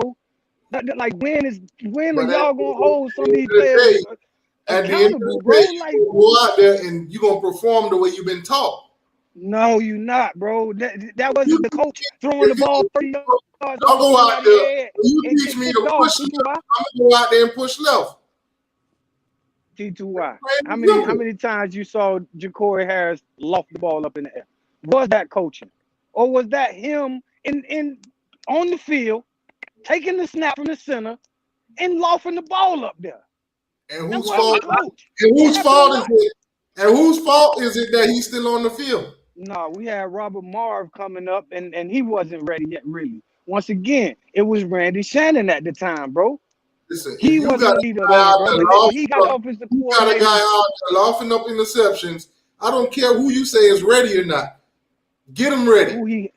Those offensive coordinators he had came from where again, sir? It doesn't matter. Once again, they came from where, sir? You just said that he's out there laughing up interceptions. Get him the hell out of the game. I don't care who you got behind him. Give them the chance. Who was over the offensive coordinators, bro? The head coach, right? The person that y'all saying didn't get the support. Word one should have been, as soon as Ja'Cory started throwing interceptions at an alarming rate, Randy should have been in the offensive coordinator ear. What the hell is going on? This is not what this young man is. It didn't go like that, bro. It was every game you saw that guy lofting passes up in the middle of the field, and them shit's getting picked off. And his head dropping. Every once in a while, he having a great game. I think he even broke our record for passing yards or some shit like that. But the interceptions, I think he threw 48 interceptions in his career, and I don't even think he played 4 years. Hey, but let me ask you a question. That's ridiculous.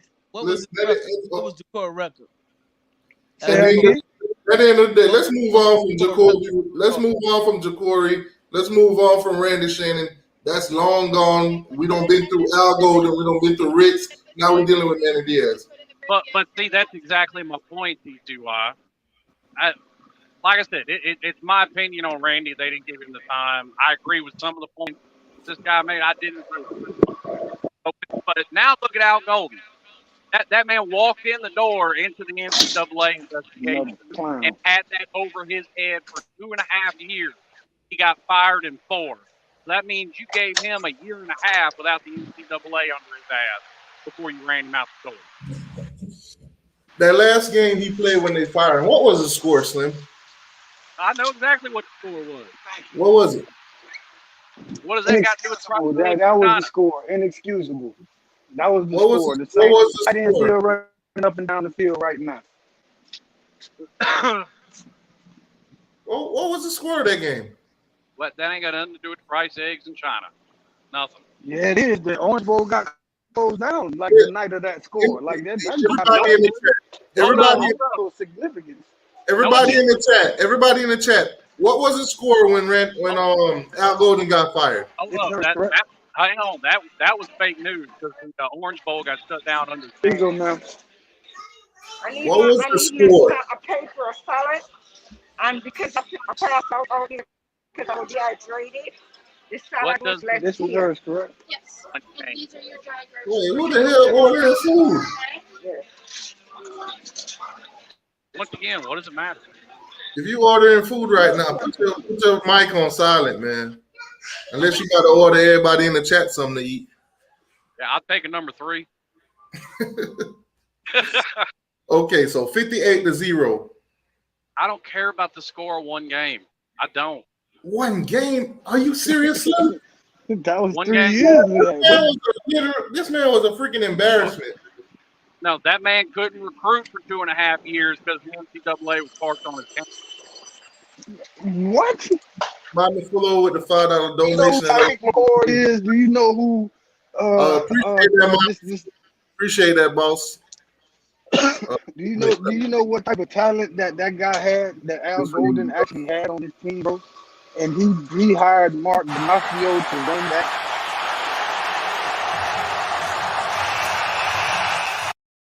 Clown. Appreciate the $5 donation, Mommy Flo. Y'all make sure y'all check out Mommy Flo, man. He be dropping some gems over there on his channel. Now you got cut off. What were you saying?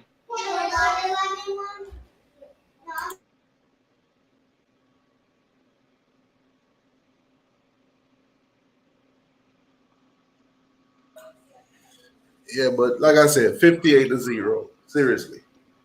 Okay. I don't care about one loss. One loss. How that the Orange Bowl got shut down that night? Like that was the last image we have of the Orange Bowl. Under Randy Shannon in 2007. I don't care about what are you saying. The last image of the Orange Bowl was that. The Orange Bowl was shut down with Randy Shannon, not Al Golden. Exactly. My bad. I was confused at what y'all were talking about. But same thing. The reason why Buddy got fired, he got beat 58-0. 58-0. Okay. The season. Oh my God. Why? Listen, that's why I want to move on from going back to them. Let's talk about right now. Listen, give me a coach like the Kentucky coach, somebody like the Cincinnati coach, somebody that's just gonna come in and be solid, bro. Like we need somebody who's gonna come in and be a leader of men, bro, who can walk into the AD office and not wait for the AD to bark orders at them, bro. He need to be barking orders at the AD. Like this is what we need to make this football program successful. Forget all the the surrounding people who throwing shots, players and all that there who really not around the program anyway until it start looking like this. Resources are there, bro, and they conveniently use them, bro. But we need somebody that's a leader of men that's gonna come in, put their nuts on Blake James' table, desk, and say, "Hey, brother, this is what we need to do to get this shit right, and I'm gonna make it happen." And I don't want to hear Mario Cristobal's name again, because once again, these are guys that don't want to be here, obviously, because they could have been here if they wanted to. They were successful as players, been successful as coaches, sit on money. So it ain't about money, bro. And if it is about money, we just saw this guy put $60 million plus on campus. So it should never be about that. Speaking of money, appreciate the $5 donation, Rob Dukes. It didn't have a message behind it, but appreciate it anyway. I made a little bit of money.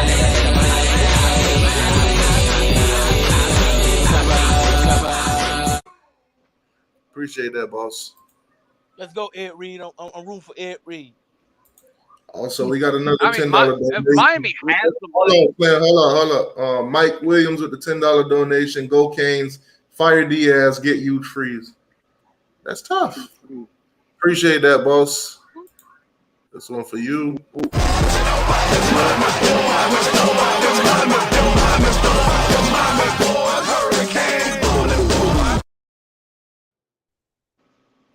Whoever it is got to come in with some type of cachet, bro, to where players are gonna respect them.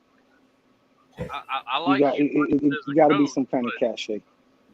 I like Hugh Freeze as a coach, but I don't know if the administration would go after somebody with that much baggage. Then the person that got to come in and be able to pull stuff out of these kids that obviously this coaching staff couldn't pull out of them, bro, which is some type of passion, man. Because you look up and down the sideline during the games, bro, it's not there. And I'm talking strictly within the players. No matter who you get in here, they gonna have to instill some type of tough energy, bro. Hey, Ed Reed would be the best candidate, man. Physicality, Keep saying bro. Ed Reed, man, and Ed Reed never coached a 75 to 83 man football team, bro. You got to be responsible for all of that. I would be interested. Bill says go get Lane Kiffin and bring in Rex Ryan as DC. Hey, Rex Ryan would be crazy at DC for anything, but once again, these are experiments to me, bro. Because if that guy says something crazy, like they're gonna have to get him out of college football, like they, you know what I mean? Because that guy's capable of wrecking some shit. Yeah, if Rex he's Ryan not happy. coming to college. Hey, Deion Sanders ain't never coached in his life before, and 4-1. Who said Deion Sanders ain't coached before? No, Deion Sanders coached. That's cap. That's cap. He coached a good high school team. We ain't talking about That's a high cap. school, college. Bro, we talking, but at least that's an experience. To go out and coach a high school. He hasn't coached Hang on, where do you think college coaches start? Most of them start at the high school level. Thank you. I ain't never seen Nick Saban coaching at a high school level. Because you went around in 1960 or some shit. Yeah, you put it up and show me where he coached at a high school. Believe me, he started somewhere. Whether it was the film room, whether it was the lower rung, somewhere. He started somewhere you know who did start at the high school level? Bear Bryant. That man started at the high school level. One of the greatest coaches ever to play coach the game. The whole thing is, bro, they got to have some kind of cachet.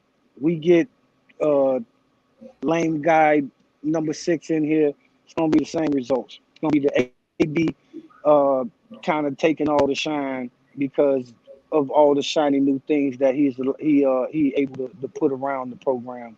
New dorms that look like damn penthouses, fresh new facility on campus, the whole just diamond ring, to tell you the truth, that he's allowed to show. But coach, you know what I mean? He's the one that's supposed to be doing all that, not the AD. The AD is not supposed to have all that shine. He's supposed to just do what the coach is asking him to do, and a la the NFL team president, football operations type guy. Alonzo Highsmith was the closest thing that we had to somebody that can actually come in there and say, Blake James, I'm sitting right next to you, and there will be some kind of shadow casted because he's actually qualified to do Blake James's job if need be. But that's the thing. He can morph into that AD if he want to. And that's the thing. He presented that to them, and they turned it down. I don't think he did. Listen, the man was willing to come on, and for that PR stunt, they put Ed Reed in. Manny Diaz and Blake James had Alonzo's help. They denied it. Once again, you're sitting here making claims that you have absolutely zero evidence. That's not a claim. Yeah, I don't know if that's the case, bro. For me, I just would love to be a fly on the wall when it comes to some of these things. The meeting, I from what I heard, they had meetings, but I'm a firm believer in who Alonzo is. That if he really wanted a position, he can have that. He's a Super Bowl winning. Listen, all I'm gonna say is go do your research, because Blake James and Manny made up to decide whether or not they was gonna take Alonzo's help. They decided not to. They put out statements about it. So go do your research. You know, I did my research at the time, and never once did they say, "Well, we interviewed him, but then decided we didn't want him." Never once did that get said. Slim, don't make me have to drop a whole video explaining the whole thing and putting all the facts into it. Even their press conference talking about it. It's facts. No, you have a whole lot of feelings. You don't have a whole lot of facts. It's no feelings. It's facts. They put out their own stadium. Blake James put out his own stadium, his own statement. I seen it where they were saying that they're gonna back Manny for the rest of the year. I didn't read the article. I just saw the actual headline, but they were saying that they're gonna back Manny for the rest of the year, and that's expected because you really don't want to fire coaches in the middle of the year because bottom line it just looks terrible. It looks ridiculous on your program that you do have to get rid of somebody and then start scrambling to fill holes and put band-aids and all that. It got to be some kind of calculated strategy that they planning to pull that by the end of the season. Because if we Armageddon the whole thing right now, it will be catastrophic in certain aspects. It's not going to do us no good to fire him mid-season. Fact. Yeah, it's not. I agree. But it is good conversation to talk about who the hell should come in here.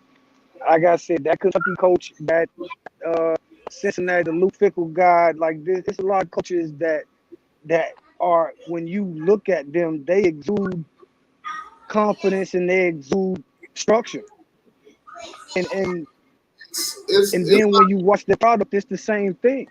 Listen, it's not even all of that. It's just plain and simple. It's cheaper to fire him at the end of the year. That's plain and simple. Yeah. I don't like to think about the money when it comes to these guys. You get fired from your job right now. What you gonna do? You gonna go to unemployment until you find another job. Basically, Manny's gonna sit at home and collect his checks, or you can have his out there and take all this heat and fire for whatever's going on. Because that's his team, that's his coaching staff for the rest of the year. We could talk about bringing regardless in of when they fire him, he's collecting a check. And that's not necessarily true, because you could have Manny here and let him know what's going on. Hey, we're not keeping you at the end of the year. Start your search right now. Somebody else, I don't know anybody that's gonna buy him out, but it's a possibility. I don't know a school that says, hey, let's get Manny Diaz from Miami. He'll be a great fit here. Like everything else that's going on right now, I'm pretty sure that it's somebody working on that. It gotta be, bro. With everything that's going on with this program right now, there has to be somebody secretly with a coaching search. I mean, at the end of the day, if you ask anybody last year, who would want Blake Baker? Everybody would say nobody. Well, guess what? He's at LSU now. And it's not like he went down to a group of 5 or FCS or something. This is LSU. So who knows? There might be a school out there that's willing to buy out Manny Diaz. So right now, we don't know. We don't know. We just got to sit back and watch the team. Well, he doesn't even have to have somebody buy him out. He can do like Nick Saban's done with a bunch of coaches. Bring him in as an analyst on a minimum salary job, and Manny will keep collecting his check from Miami. And he'll have a job. Nick Saban's done that. A lot of people. Will Muschamp's doing that right now at Georgia. Got hired on as an analyst. South Carolina's still paying him. I mean, Willie Taggart's at FAU as the head coach. He's still getting paid from Florida State too. Yeah. At the end of the day, it's cheaper to get rid of Manny at the end of the season. They're not gonna fire him right now. We just gonna continue to suck. And he's just going to continue to go into the press conference. Well, I do think players are being developed. I don't know what you guys are talking about. Maybe you should come at me with a different angle with that question.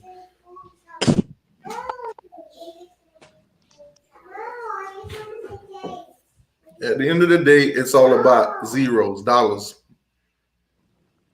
Moolah, dinero, Zen.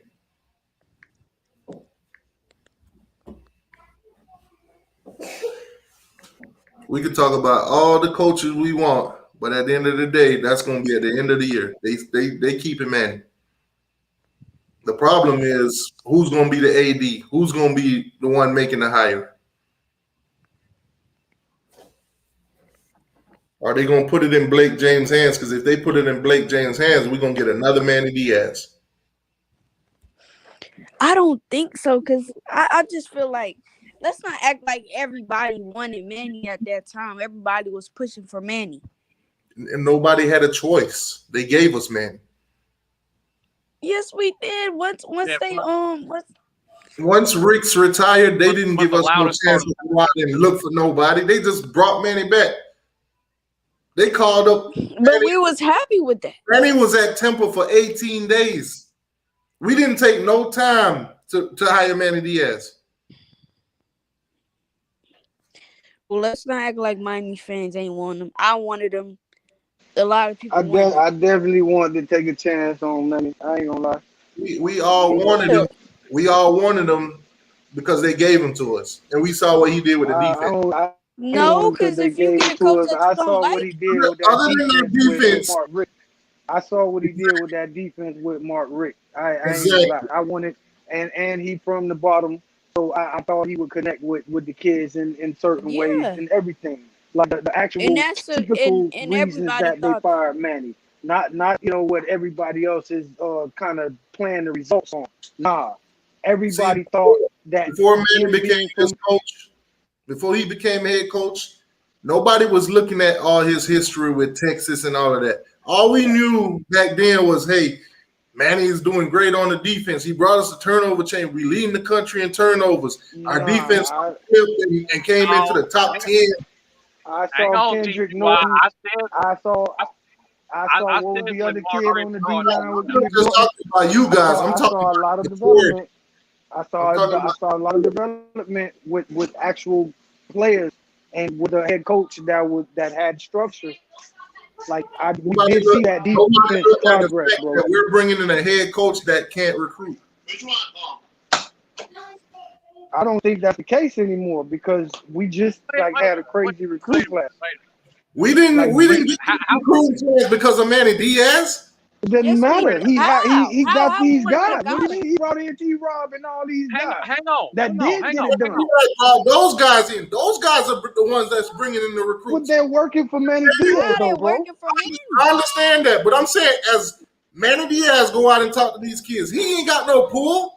But if a T-Rob he did pull in, bro. Once again, we saw Kendrick Norton and all these guys actually play, bro. They played under Manny Diaz. They excelled and went to the NFL under Manny Diaz. Manny Diaz, people like that who were true freshmen that got on the field with players that was making plays. When Manny Diaz can bring me a freaking linebacker that can actually play, then we could talk. Again, you playing the result, bro. Because we definitely all like Corey Flagg and Austin Cave and all these guys, Sam Brooks and Huff. We liked all these guys. But they started getting hurt. They were soft. All of that. That's not on Manny, bro. Like these players got something. The things that the players need to take. Bro. When Manny Diaz was great on defense, those recruits was not Manny Diaz recruits. He was playing with Al Golden recruits, bro. What do you mean, Kendrick Norton and McIntosh and all them boys? Those guys were developed under Manny. They weren't players under Golden. Al Golden brought in most defensive tackles on defense that was under Manny Diaz was brought in by Al Golden. T2Y, you're back in your feelings again. Yeah. Manny went 6 and 6 in 2019 and brought in a top 15 class. That man can stop it. What? And once again, bro, it's not. I don't want him here anymore. But we can't put it on this guy. Like it's not players that's on the field, bro. I keep saying this, bro. We watched all these games pretty much together, and you saw how physically crazy it looked between the actual big boy teams than us. That was not Manny on the field, bro. When the running back running over our defensive backs and linebackers in the hole when they hitting them one time. That's not Manny on the field when they running the counter 30 times and somebody is there to make the tackle and the guy either shake up or flat out run him over. That's not Manny. But who's teaching these guys though? Who's teaching them? It ain't about the teach, bro. It wasn't the It's teaching. all about the teaching. What are you talking about? Bruh, if you put these guys out there and they're not being taught right, of course this is the result you're gonna see on the field. You are if he is not strong enough to handle that job, bro. I just said it. It was no technique that got you ran over, bro. It's not. I've said it before. I'll say it again. You don't learn how to tackle in college. That's a mentality, bro. You so know how to tackle. If you're a guy that comes in, if you're a guy that come in and you don't know how to tackle, and I'm a freaking college head coach, why the hell do I have you on the field? You'll be asking yourself that question because you got a kid that can't tackle, and he a 4-star athlete. What is that? That don't even go together, bro. You get a top recruit and you saying that he can't tackle. What am I doing? What am I doing as a coach? What am I doing to get him to get right? Or why is there not somebody else out there? There are coaches out there, but at the end of the day, the coach is not on the field, bro.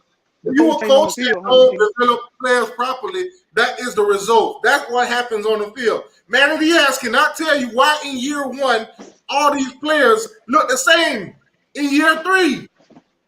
I'll ask this one question again, bro. You watched the Alabama game just like I did, bro. You was there. Number 4, in the hole, Tyreek Stevenson, 1-on-1. Bah!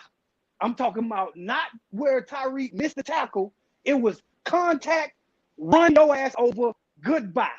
And that's how it's been every game. And man, he can't control that, bro. All he could do is put you in a position to make that play. If you don't make the goddamn play, come on, bro. You getting him fired. Because you not right? taking it personally, bro. Right? You see players diving at donuts, right? When every you go out, team, when you watch, every team do donuts. when you watch the game, what you see these players do? What you see these players do? Diving like they diving donuts. They not learning how to properly tackle. Bro, what every team is, bro? tackle donuts. Exactly. Listen, after national college football no more, bro. Being embarrassed nationally for having 66 missed tackles in 3 games, that's when he decided he want to bring out a dummy for them to tackle instead of a freaking donut, bro. That's and fucking bullshit, man. And then T2, I love you, Everybody but I'm gonna get on you about this just like ESPN did, bro. Before the season, I'm seeing Alabama all is at practice tackling how donuts. good our offensive line look physically, and oh my God, look at our coaches and look at Florida State coaches. Now all of a sudden, shit done started happening. Nah, the coaches fucked up, bro. That don't make no sense.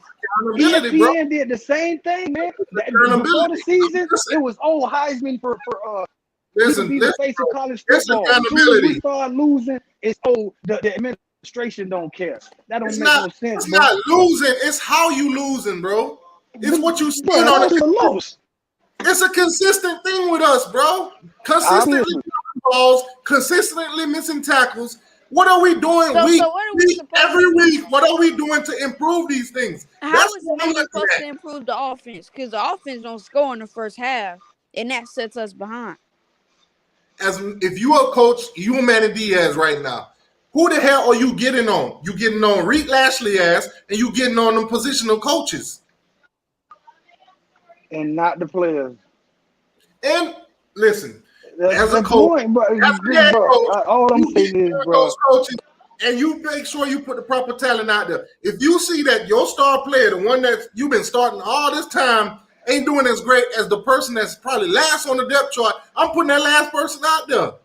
I don't think you are, bro, because that last person ain't the last person on the depth chart for nothing, for a reason, bro. That's like the backup quarterback. Everybody in love with the backup quarterback till you have to win some games. Hang on, you already saw it in the Virginia game. He put in those backup players, and guess what? They didn't look good.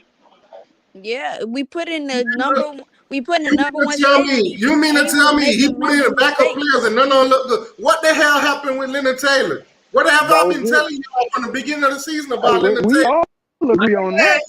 Like Come Stevie in. Wonder knew Leonard Hang on. Taylor was supposed to be playing. I told y'all, we got some true freshmen on this freaking team. They Everybody just was not. We got saying that. one. We got one to tell you the truth. We got one. Hang on. Whoa. You're focusing on the 3 good plays he made, not the 15 bad ones. Yeah, I'm gonna focus on the 3 good plays he made too. But Leonard Taylor applied more pressure on defense than anybody done this whole damn year, and he's only played in 2 freaking games. I agree with that. But you're choosing to see what you want to see. Everybody been saying that about Leonard Taylor. Why the hell? You can't selectively. Why is Zach McCloud still starting over Chance Williams? Exactly. Why is Zach McCloud has been doing good though. He's been putting in pressure in the backfield. I don't know why y'all trying to. Listen, quarterbacks got freaking 5 million years to throw the ball on us. Don't tell me shit about no Zach McCloud applying pressure. Even in Coach Hayes' breakdown, he was saying he did. Come on, man. Y'all. Like I said, you're in your feelings. It's gonna be hard when there's no push from the other side of the line. I ain't in my feelings, Slim. I see it. I'm watching these games. No, Pat Williams, when he comes in, he applied way more pressure than freaking Zach McCloud. And he can't play. It's called favoritism. So Zach McCloud ain't have a good game. When we play Virginia. He wasn't applying pressure for Leonard Taylor to get that sack for the QB to step up in the pocket and get sacked by Leonard Taylor. He wasn't doing that because we ain't have no push. One or 2 plays. You talking about 1 or 2 plays. I need some consistency from this guy. I'm not saying he's going to get a sack every play. I'm not saying he's going to be in position every play. But I'm going to need some consistency. And when you got a guy named Chance Williams coming in and he applying better pressure, play him. But you're talking about 1 or 2 plays out of Taylor, and that's it. So you're not even keeping a consistent argument. Listen, Slim, I'm going to need you to go recheck, watch these games again, and look at – oh, God. I can't do this today with y'all. I'm going to let y'all talk. Y'all talk.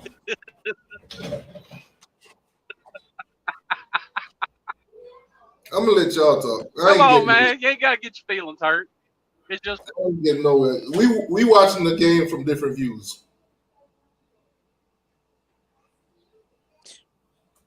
Yeah, we are. Most definitely. Let me know in the chat. Have any of you guys seen Zach McCloud play versus when Chance Williams played? What's the result to y'all? Am I blind or something? Am I just seeing out of one eye or something? He's not doing enough to spotlight him. Alabama game? Because Coach Hayes broke it down, and Coach Hayes said he did great. He did. Both him and Chance played well this year. Neither one of them got consistent pressure on the quarterback. That's another question too. Why is Amari Carter starting over Gilbert Fries? Amari Carter played. Has he played anymore since the Alabama game? He had an interception in what's it called game?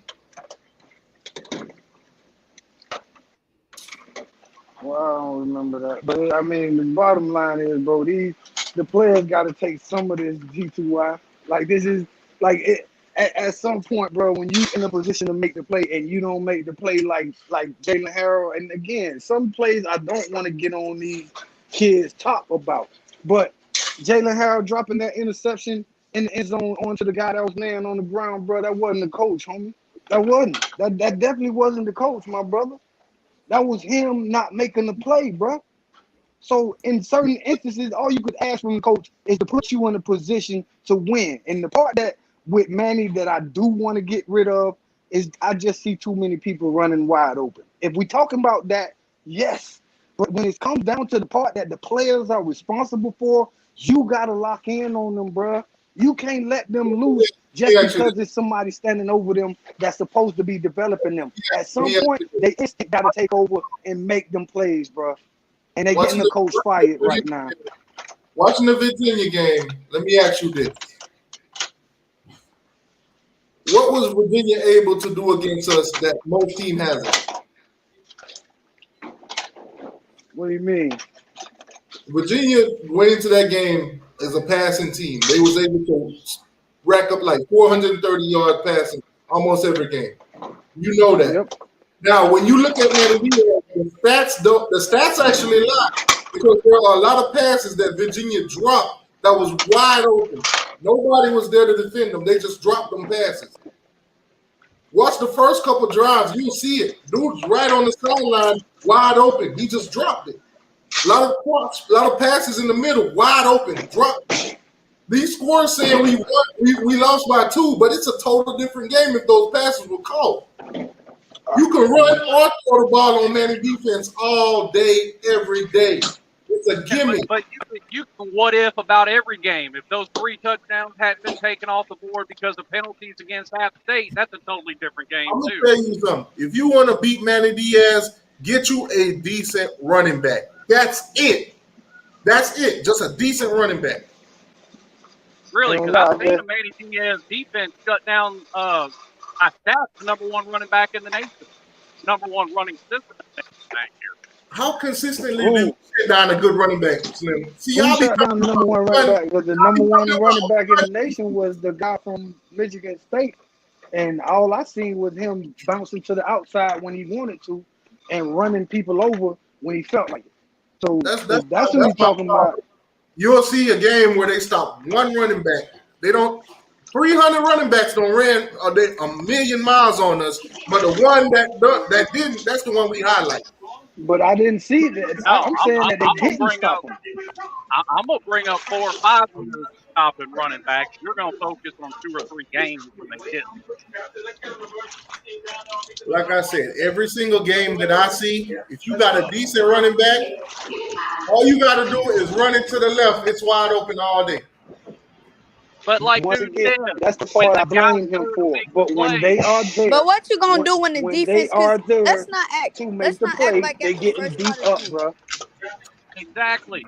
What's that got to do with things? Somebody please give me a great excuse for why every running back that we play against could probably average 200 yards against us. I mean, so I can ask you the same question, bro. You answered my question when I said, did you see the Alabama running back running over everybody that made contact with him? Yes. You dancing around that one, bro. But that's the issue. Every team. And I'm talking about point of impact. Offensive line, defensive line. No kind of bite. And it's a big difference, bro. When Alabama running a 3-4 and getting consistent pressure all night, and we running a 4-3 and can't get nobody the light of matches and shit like that coming away from that shit, saying that it's no smoke. Can I jump in real quick? Well, I'm going to throw this out there real quick. T2Y, what about those 4 years when we averaged less than 150 yards a game rushing together? That goes out the window because you're mad right now? Look, God damn, what the hell is that? All right, one of the biggest problems that I see is, as bad as the team is, we have really bad. Yo, who's got the background noise rolling?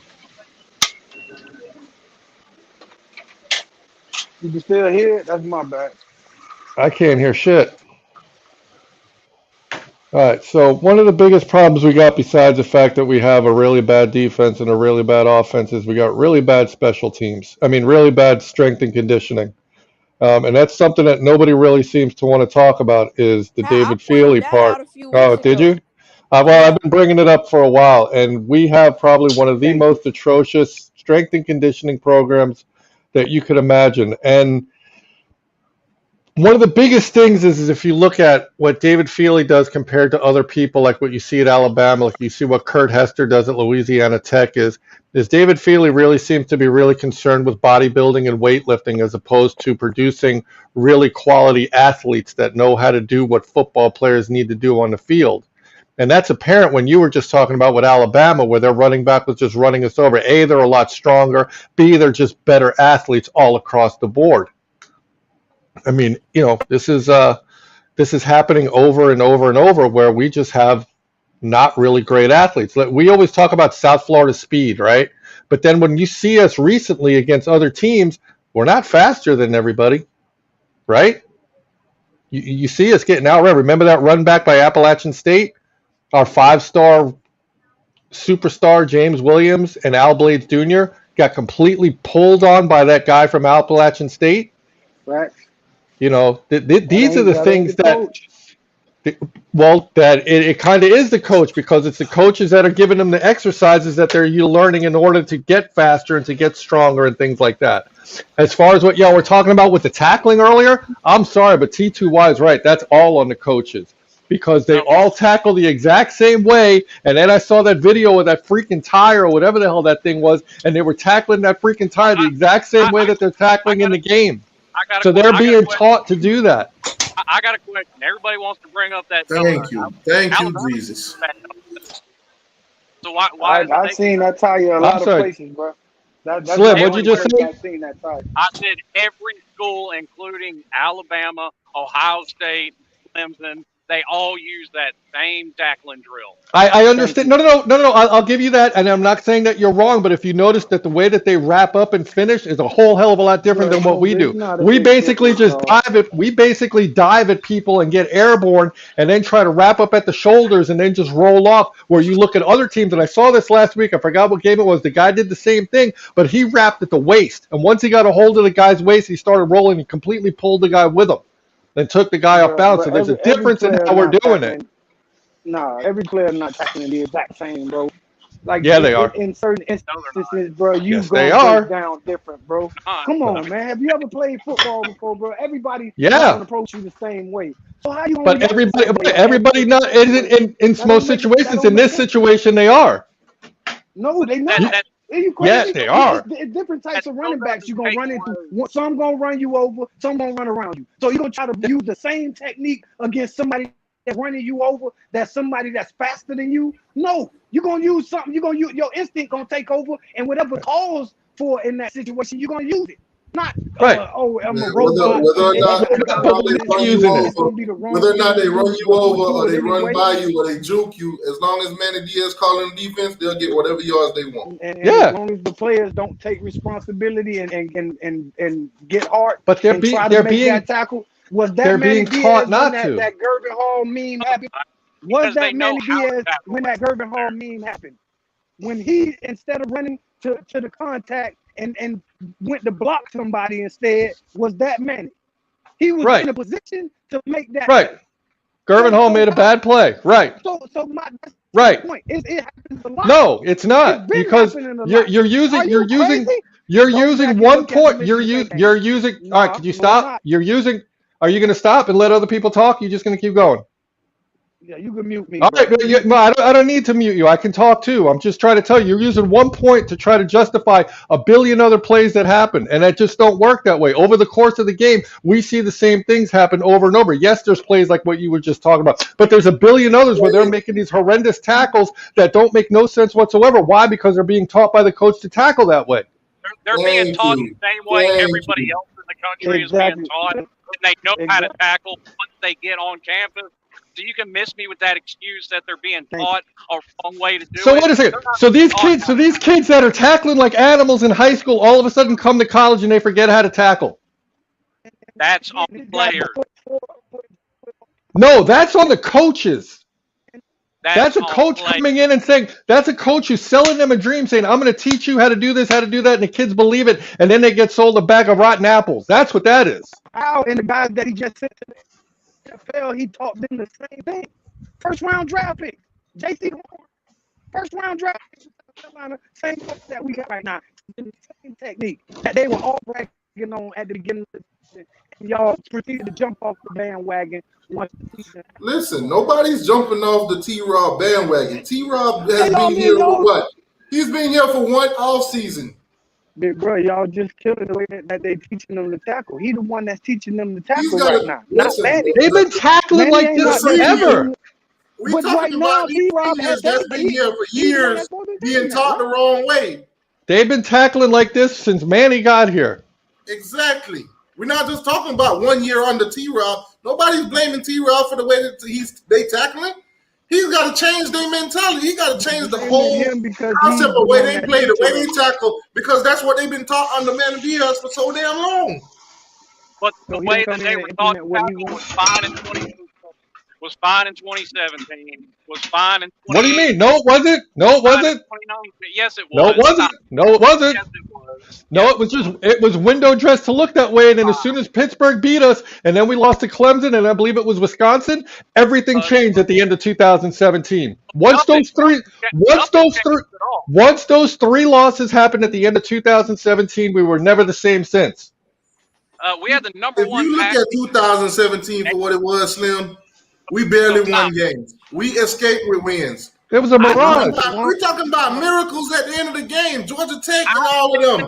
We got miracle catches to win those games. Hang on, I said that at the time.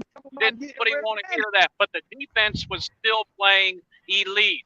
The offense was the problem. Was not elite. Sorry, it was a pipe dream. It was. No, it wasn't. Notre Dame happened that year, bro. Don't do that, man. Don't lie. Want to say all that? The numbers happened that year, defense bro. don't lie. Number one. No, what are you? You guys are. When you played a decent team in Clemson and Wisconsin, what happened? Got smoked. What did the offense? We barely escaped with wins against those teams until we played real teams that played real defense, played real offense. They killed us. Yep. Clemson put up 38. Oh my God! Half of the game they were playing their third strings on us. That shit was embarrassing, bro. What did the offense do? What did the offense do? If the defense is so elite, how come we ended up going 7-6 the following year? They wore out the defense, is what they did. Yeah. They just had a bad defense. You can't say it. That's all it was. We had a bad offense, but we've had a bad team for a long time. The numbers don't lie. This is the same defense that we're running. This is the same defense we're running right now. Yep. And you can see it get exposed every week. Yep. And we're about to get exposed again in a week and a half when NC puts 50 plus on us. Some of y'all still living off that 2017. Y'all need to move on from that. Dude, that was 65 years ago. Damn. Even 2018, number one pass defense in the nation. 2018, we finished 7-6. Mark Rick quit. Jess Simpson left. Manny Diaz left. Jeff Thomas quit. Don't forget all that stuff. Number one pass defense. But yeah.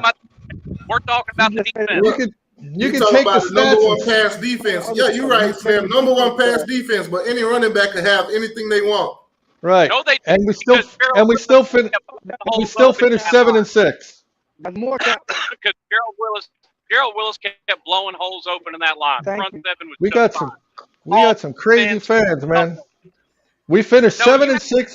Our coach quits. Our defensive coordinator leaves. Our defensive line coach quits. Jeff Thomas quits. And you want to talk to me about number one pass defense at a 7-6 record? At a 7-6 record. Hey, Slim. Oh my God. What are you going to talk about? My God. Slim. You want to change history to suit your own facts. I'm talking about what they are. The defense they were not. Fine. It was look. Stats don't tell the whole story, and if you're just going to go by stats and you're refusing the eye test, and unfortunately, me and T2Y happen to see the eye test and know that whatever the hell you're talking about wasn't applying to what was going on back then. The eye test was just fine. Pass defense. Hang on. Pass defense was just fine. Gerald Willis was blowing holes open in the line on the front seven. So yeah, Gerald Willis. Getting wore out every game. Slim, I got one question, man. How much is Manny paying you? Hey, it shouldn't matter about Manny, bro. The players need to be responsible for some of this, bro. That's the whole thing, man. Y'all keep going to these coaches when they not on the field during some of these plays that change the momentum or change the way this game is being felt, bro. Y'all missing all that. Like, and then you made my point when you said the strength and conditioning coach was failing us, bro. It's happening, and that's the reason. The O&M defensive line not tough, bro. So you can't move. It's just one. It's one of the reasons. It's not the reason. It's one of the reasons. It's the reason. It starts there. No, it's one of the reasons. It's one of. There's a collective of reasonings that go on where it all works together. It's not just because we believed all along that once we got rid of Mark D'Onofrio and we fixed our defense, we'd be a lot better, right? What happened? Still ended up with the same kind of team a couple years down the line. But you acting like We thought everybody that take over a team. we thought we were going to You get acting better, like but it everybody didn't that get take better. over a team go the next year they go 10-2. No, bro. Dabo didn't have a great team until like his 7th, 8th year or something. So Like that. He was getting his Mark head kicked in. Didn't Mark Rick go Then 10-3 in the second year? Once again, you said the year after that.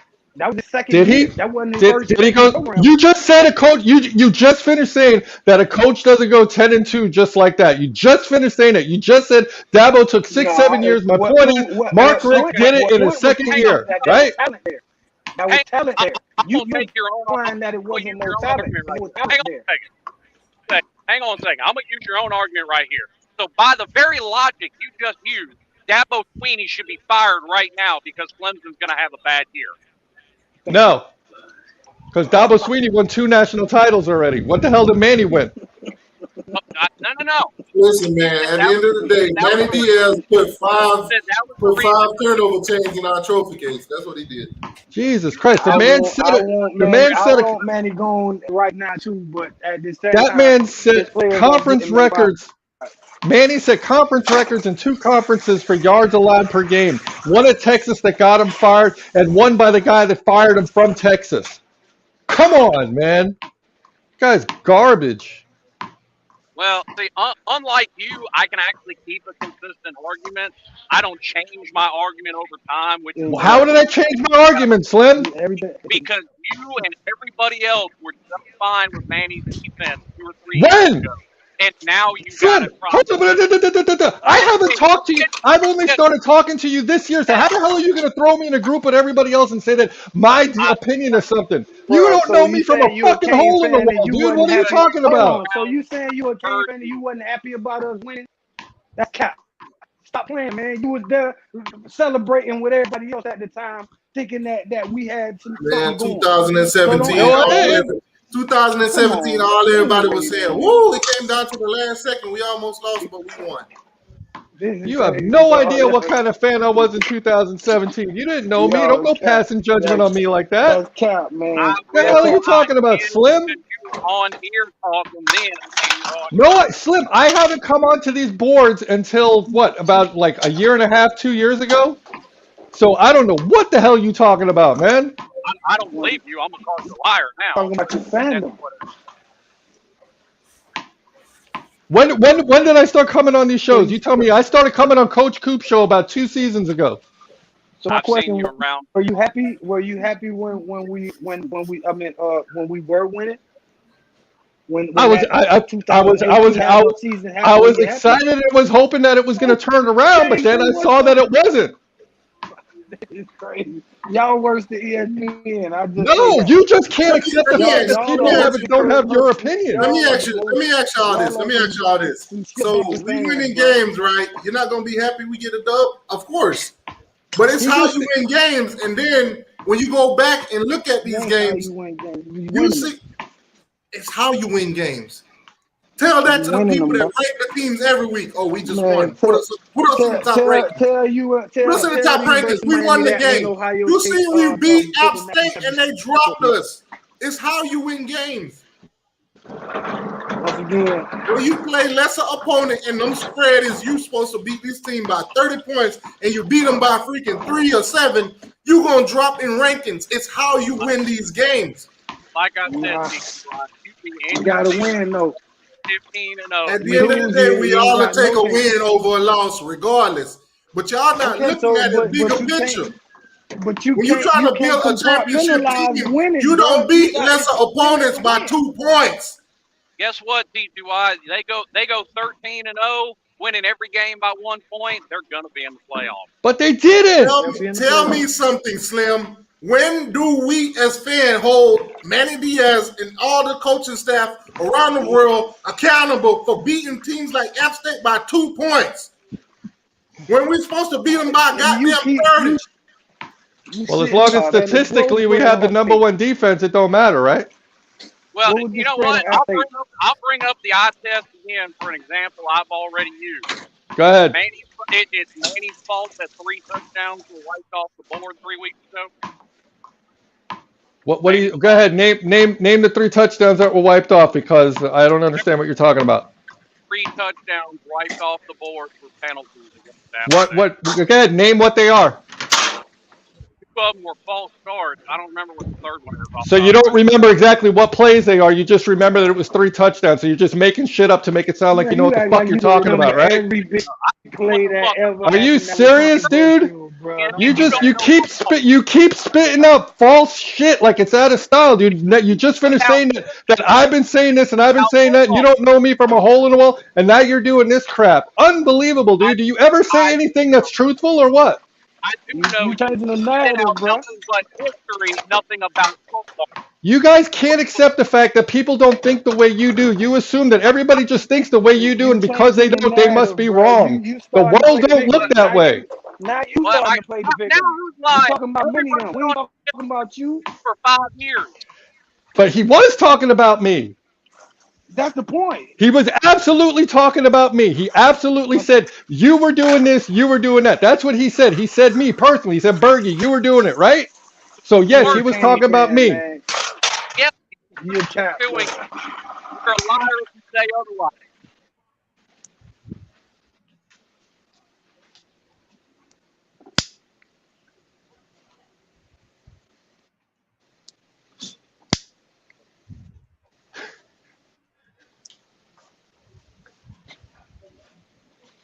Go ahead, somebody say something.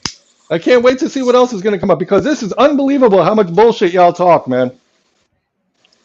I mean, y'all just make y'all literally make stuff up to satisfy your own emotions, man. It's hysterical. So everything you're saying is just absolute fact. That's what you think. That everything that you said, every instance that you can remember is the absolute gospel. And as far as me, going on a meeting deal with somebody not disagreeing with me, people have been disagreeing with me for 5 years. Bro. You obviously don't know me.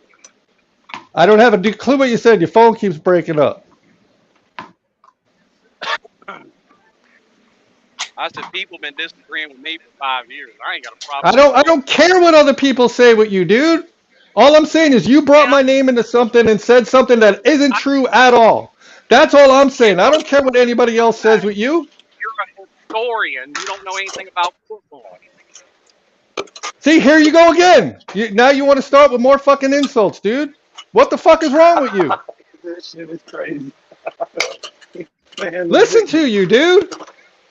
You think you're an historian and you don't know shit about football. I've stated more facts on this shit than either one of you so far. And if you don't believe me, look at the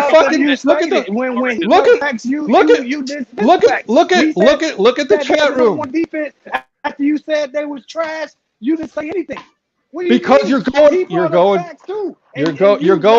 left that conversation alone. No, nope. I told you. Yeah, you're just going. They were trash, but they was number 1 in pass defense. They were trash. They couldn't stop nobody. How? And they were number 1 in the country in pass defense. Yeah, as far as what stats say, but like we already proved, when you put them up against the number one pass defense in the country, but yet the last 3 games they got smoked hard by everybody, and then after that they fell apart completely. How is that a number 1? You're just talking about stats. You're not watching what's really going on. We all watch that season. So again, well, apparently not. Tell me what I watch. Go out there because you're only looking at a stat sheet. What the hell I watched? How you gonna tell me what campaign I was? Just like you got on him a couple of seconds ago. How you gonna tell me what I saw? Because that's what you just said you saw. Again, you said you saw some shit. No, you said you just. All right. They don't know you. Oh, you have like absolutely no clue, man. You're just running in circles. I definitely have a clue. I played the game. No, it's abundantly apparent that you don't. No, you don't. And stop trying to use big words that you don't even understand. Hey, yo, can y'all hear me? Can y'all hear me? Yeah, go ahead. Hey, insults. Can more than one thing be true at the same time? They can, but these two don't understand that. No. I definitely understand. Wow, you don't. Listen. Calm down. Exact point I've been listening for a long time. All I'm saying I ain't is been no more. everybody actually making points, but nobody disagreed that Manny gotta go.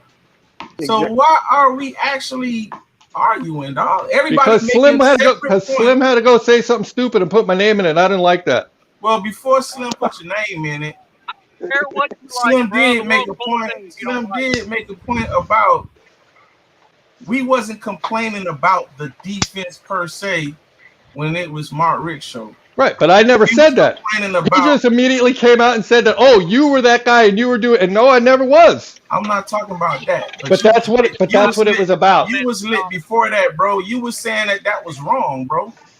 It is wrong. Before you put that's not. See why your point Because not everybody, because not everybody felt that way. Okay, listen to right exactly. So not everybody feels your way as so well. Then it's not right. But I didn't say it was my way or the highway. But you just said they was wrong. They can't be everybody can be right together, bro. Am I entitled to my opinion? Yes. Okay. Just like they are. Okay. Why you arguing down their opinion? But apparently, I didn't argue their opinion. I just said they're wrong, which means I'm entitled to my opinion. Then basically they're not entitled to their opinion because you know every damn. They can have all the opinion they want. But I'm allowed to say it. But that's what we're doing. No, listen what I'm telling you, bro. Listen what I'm telling you. When we was barely winning them games under Mark Richt, we all know what our complaints were, bro. Because Rick would still be here if it wasn't that. Well, apparently the other two dudes don't know that.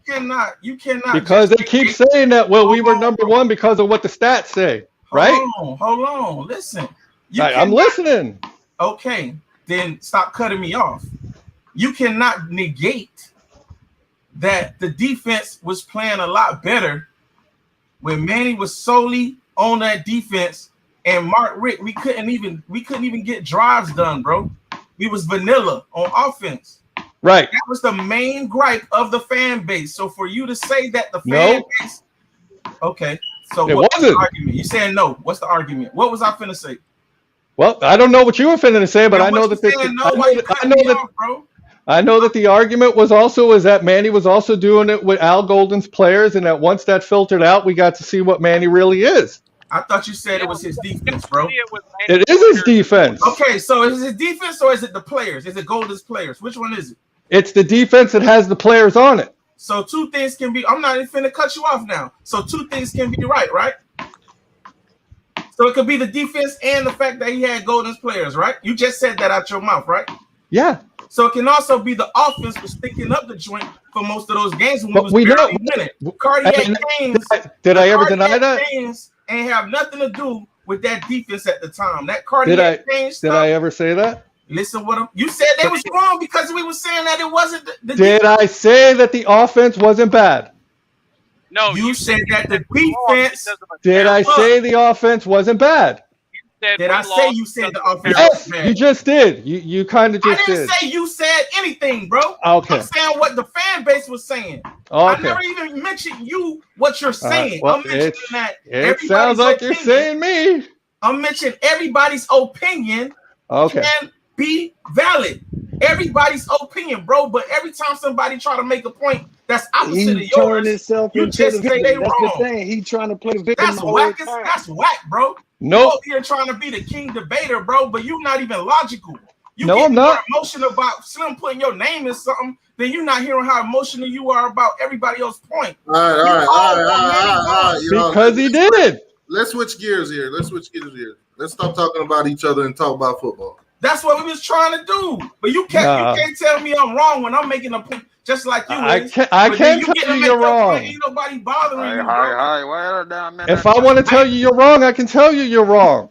I'm allowed to. I can argue. Go ahead. But you said we're not debating. So why are you taking it personal then? I'm not mad. You just said we're not debating, but now you just said we're debating. His opinion was you was full of shit and you got all butt hurt talking about you don't know me. His opinion was you was full of shit and you got pissed off. Talking about you don't know me. Listen, that wasn't it. Listen. Hold on. Don't let me. Funny as shit right now. That actually wasn't it. You cannot tell Bergie what he was doing in 2017 because you don't know what Bergie was doing in 2017. Thank you. Okay, he said some shit. I that can't he tell thought we Slim. was I doing. can't tell Slim what he was doing in 2017, and I can't tell you what you're doing in 2017. So let's just move on. Thank you. Thank you, Mr. T2Y, the teacher. Yeah, You sound like the school teacher mediating some shit. Because at the end of the day, I can't tell Slim what he thought about the defense in 2017 or the offense. I wasn't there with them. So It's amazing. If Bergen said he wasn't with whatever in 2017, just take his word for it. That's it. It's amazing that T2Y understood what I said, but y'all three couldn't understand it. That's hysterical. I know it wasn't no Kane fan sitting there when we was winning them games saying, "Oh, woe is me. Why are we winning these games like this?" No, okay, so what do we need? What do we need right now? Hold on. What do we need to do to beat North Carolina? Plain and simple. Let's shift gears. What do we need to do to beat North Carolina? Pass rush. Pass rush. Not show up. Pass rush and block. If we don't show up, we won't lose. We will lose. No, we won't. Forfeit. We won't get embarrassed 50-7. We still lose. Don't win if you don't show up. Yeah, well, it's going to be an embarrassing game. So these players got to be there. They got to be looking each other in the face saying, "How is North Carolina the juggernaut? They just lost to Georgia Tech." Exactly.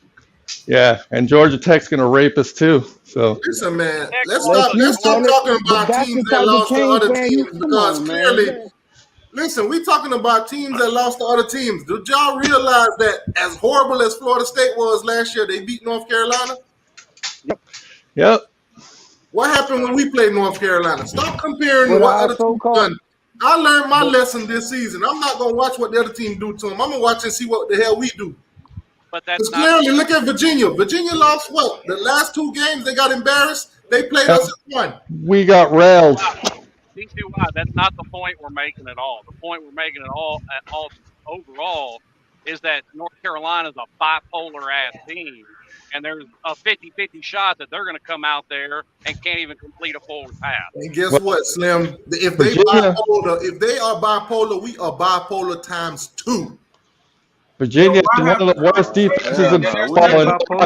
We've been pretty consistent the whole damn season. We are bipolar to the 10th power compared to them. We not bipolar. We just ass. That's what it is. We ass with bad coaching. That's all it is. If we had some solid coaching, it wouldn't be like that. We ain't bipolar. We already know what the deal is. He was terrible, man. Come on. I say honestly, kick all the tires. Just play your dogs. No. At least but he's not going to do that though. He's going to start the same people he's always been starting. You asking a question, bro. I'm just trying to give some type of fucking answer. No answer to you and Berkey, bro. No answer gonna be good enough. We gonna be ass. I know. But damn, I'm trying to give us a show. What are you talking about? I didn't even answer you.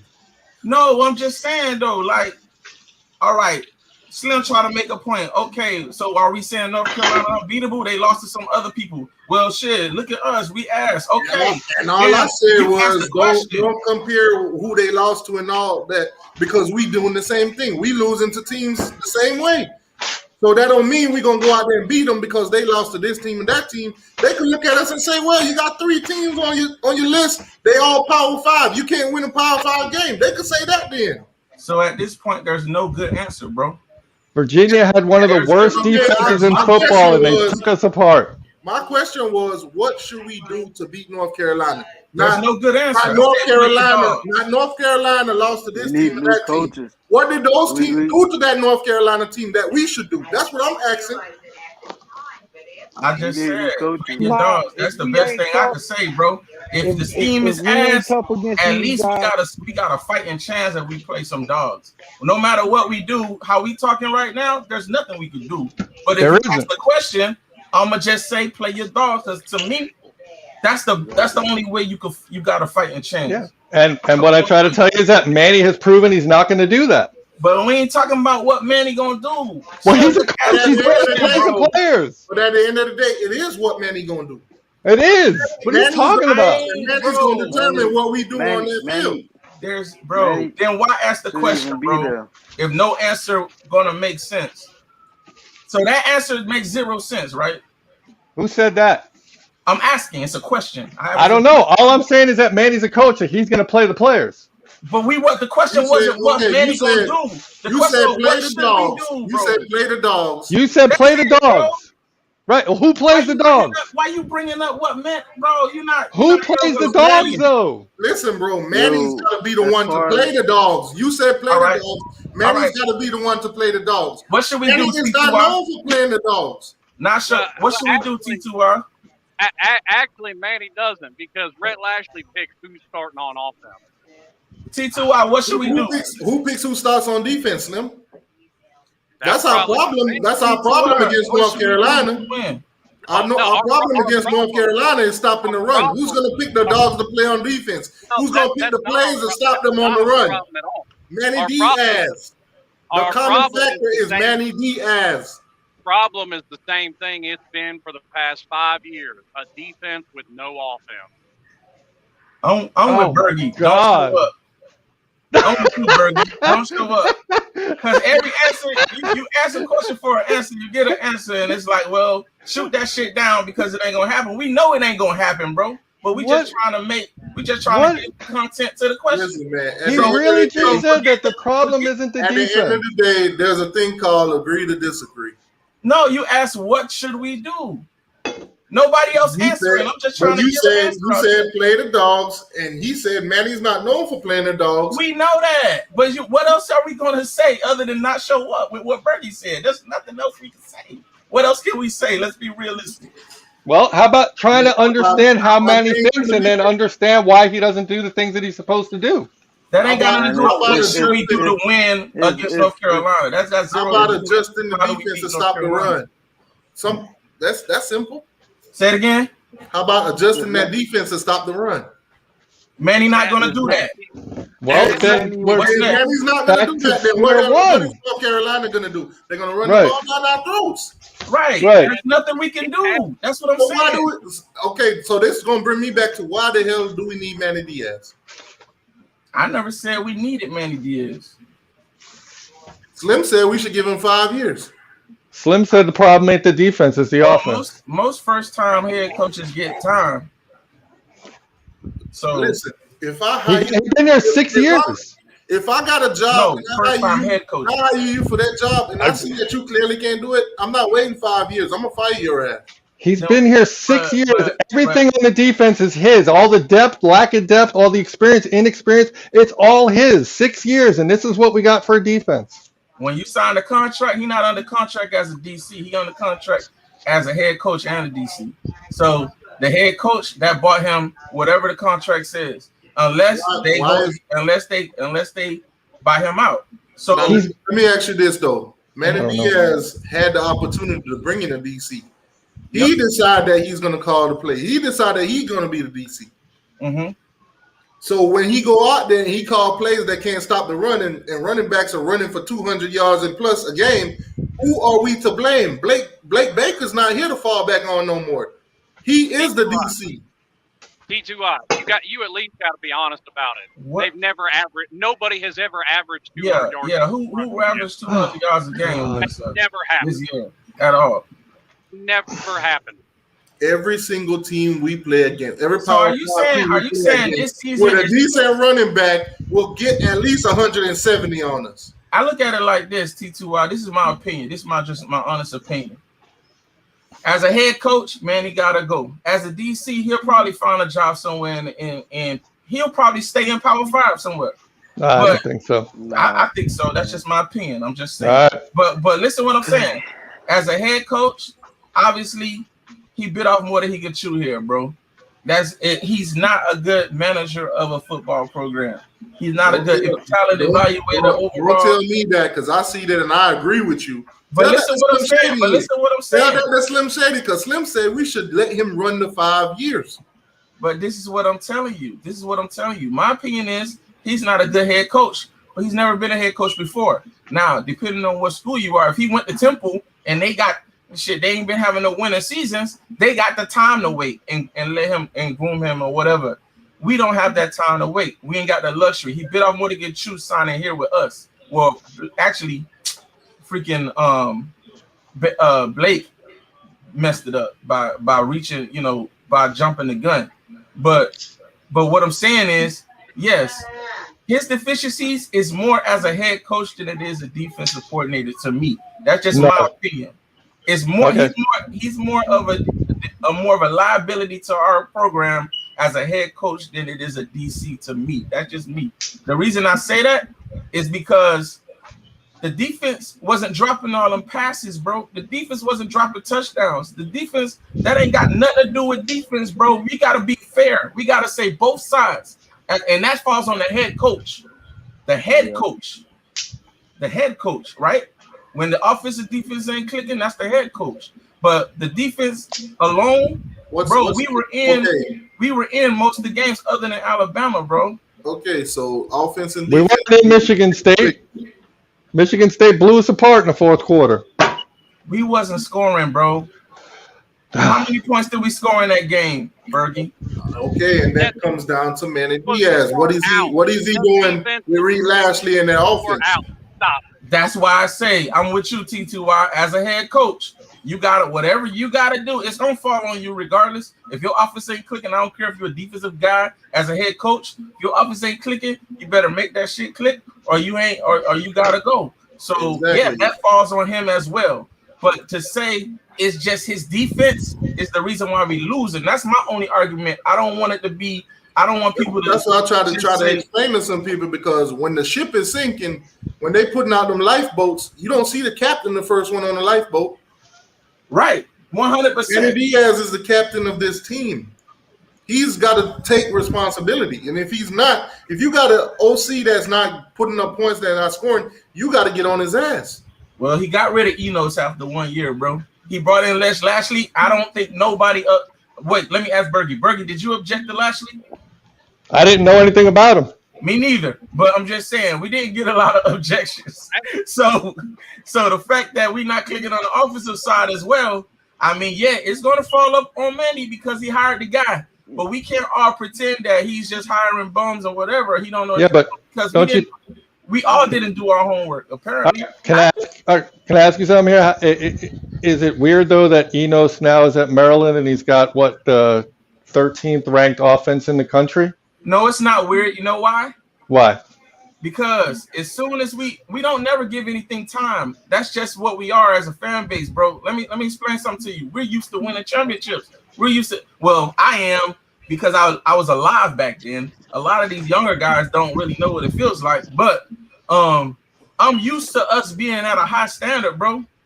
No matter where I am, I'm a former Marine, so anywhere in the country, it's other U's out there. We link up. So is it weird though that Enos had a really bad season when he was here? He had good seasons before he got here. He's having good seasons now that he left, but yet he had a really bad season here. Then the guy that comes in that replaces him, who had really good seasons before he got here, is now having really bad seasons. I don't think it's weird because isn't it a little coincidental though? No, there's no.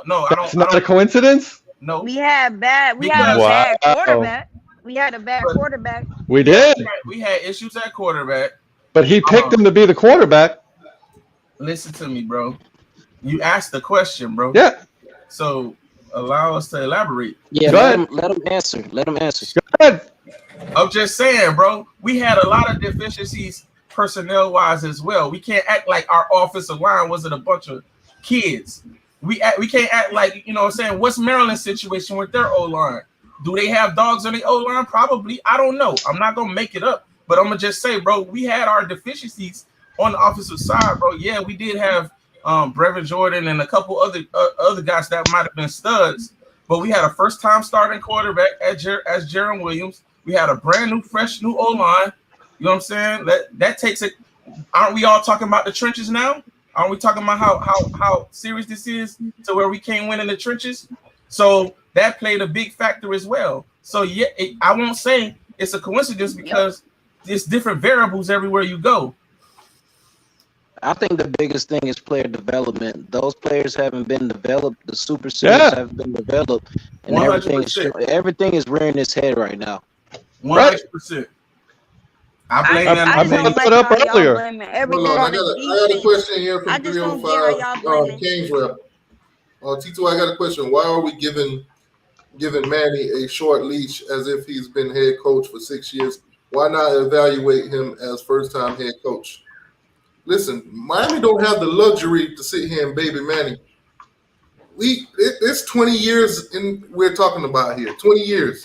This is not a program where like LSU could hire somebody and give them some time. They just won a championship in 2019. We are 20 years into this thing. We are 15, 16 years in the ACC and has not done anything in there. We don't get the luxury to sit around and wait on a bad head coach. We've been bad longer than we've been good now. I just feel like, yeah. I just feel We like I have don't been. get how why everybody blaming this all on the defense when your offense goes out in the first half and only be on the field for 1 minute and 20 seconds and go 4 and out in under 30 seconds and your defense is on the field for the whole first half. Like your Anybody's defense is been going to be listening to tired. me, I've been asking, why are we giving Reed Lashley a pass? Yep. Right. Why is everybody giving Reed Lashley a pass? The offense is not putting up numbers. That's why I say multiple things can be true at one time. When we bringing up how the defense have been a style defense, we talking about, oh, we barely winning games. That don't mean that it's just because of the defense. That was my only argument. My only argument when we talk about Manny, all I hear is he running the defense and that's the problem. No, he's just a horrible head coach. As far as defense goes, bro, it's a lot of variables involved. That defense, I mean, look at the turnover ratio when he ran that same defense. You know what I'm saying? But we don't have the offense to kind of hold fort. From an outside perspective, Arkansas ran the same scheme that Miami runs, where it's three down linemen, 3 linebackers. And we were able to run the ball up and down the field on them because of that scheme. To me, if they change things up, they'll be a lot better on defense. But we know Manny's not going to do that. That's why he hired himself as DC, so nobody else can come in and take away his toy. Yeah. Yep. Well, and that's the same exact argument I made, that two things can be true at once. Let me ask you guys a question. What's the best scheme to run on defense? Let me everybody on the panel. What's the best scheme to run on defense? What's the number one scheme in defense right now? What's the hot pretty scheme right now? I mean, my team has the best defense in the country. We run the 4-3. What y'all run over there, Georgia? We run the 4-3. Okay, anybody else? And don't say, and I don't want no Canes fans to say, oh, because they running the 4-3, that's why they the best defense in the country. No. What's the best defense? Everybody, anybody? I mean, we're saying the scheme sucks. I just want to hear what's a better scheme. If you want to learn how to play defense, look at the Georgia coaches on defense. Or look at the Bama coaches. Alabama. It worked at Alabama when Kirby was a D coordinator there, and it's working at Georgia now. If you want to learn how to play defense, if you want to know how to scheme a defense, techniques, coverages, blitzes, all type of zone packages, man packages, purple coverages, things like that, you need to look at the Alabama tape and the Georgia tape. That'll show you exactly how to win. So everybody can't. Whatever scheme you run, you got to be able to recruit top guys in those positions to run that scheme. Because if you can't, it's not going to work. Well, listen, I mean, we've recruited top guys, but we all know that Manny Diaz is a statistical person, and statistically showing, the guys that he have on the field is not producing more than the guys that's on the bench. That's just him being stubborn and ignorant towards it. So stats don't tell the whole story. So stats don't tell the whole story? It tells part of it. I just want to do that tells the whole story. Do stats tell the whole story or not? Who said that? He just said that he was statistically speaking, so I'm just asking, are you saying that stats don't tell the whole story? Well, I'm saying that it's clearly evident that, the guys that's not starting is producing more than the guys that's on the field. Right. So that's why I feel like, Manny Diaz is not fit. So you could tell by That's looking another at reason. I mean, you could watch the team and see from an eye test who's playing better than the other person, right? I mean, yeah. Hey, what were you Yeah. about to say, Jedi? It's What also you about to say? supporting with the Just stats prove my I behind feel point like from that. people half saying hour you ago. don't play the younger Right. guys You know when the younger you know what else guys you been can see? playing. You know what else Saying you can somebody see is start when you're over somebody don't mean they had the same amount of snaps during the game. Like those young Yeah. kids are playing right now. Like y'all getting what y'all want. You see them young kids out there on plays, like they're playing a lot. You see the safety out They there. played a You lot in see Alabama Taylor out too. there. You seeing these well.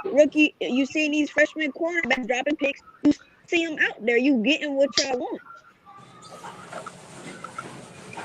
When we I'm just losing, I'll tell you bro. something When else. we losing, bro, we gonna blame everything. That's how it works. We gonna find something to pick on, I'll and we tell you gonna pick something. on it because we don't have the answers. We I'll just tell you know we something else. losing. I'll tell you something else you see with your eye when the defense is on the field 40, 45 minutes a game. No wonder they're wore out in the fourth quarter and the opposing offense starts to run up the score. Dude, your phone's breaking up, man. That could be true too. All that could be. Another Everything thing you saying too could is be true, bro. if you build a lot of depth on defense, like if you notice when Kirby ran defense at Alabama, when he runs it at Georgia, it's a lot of depth on defense. They Right. rotate players in and out constantly. Right. So Well, you that's have the to thing build too. that And depth. go ahead, sorry. That's the thing for us You have to also build that because depth through recruiting. sorry.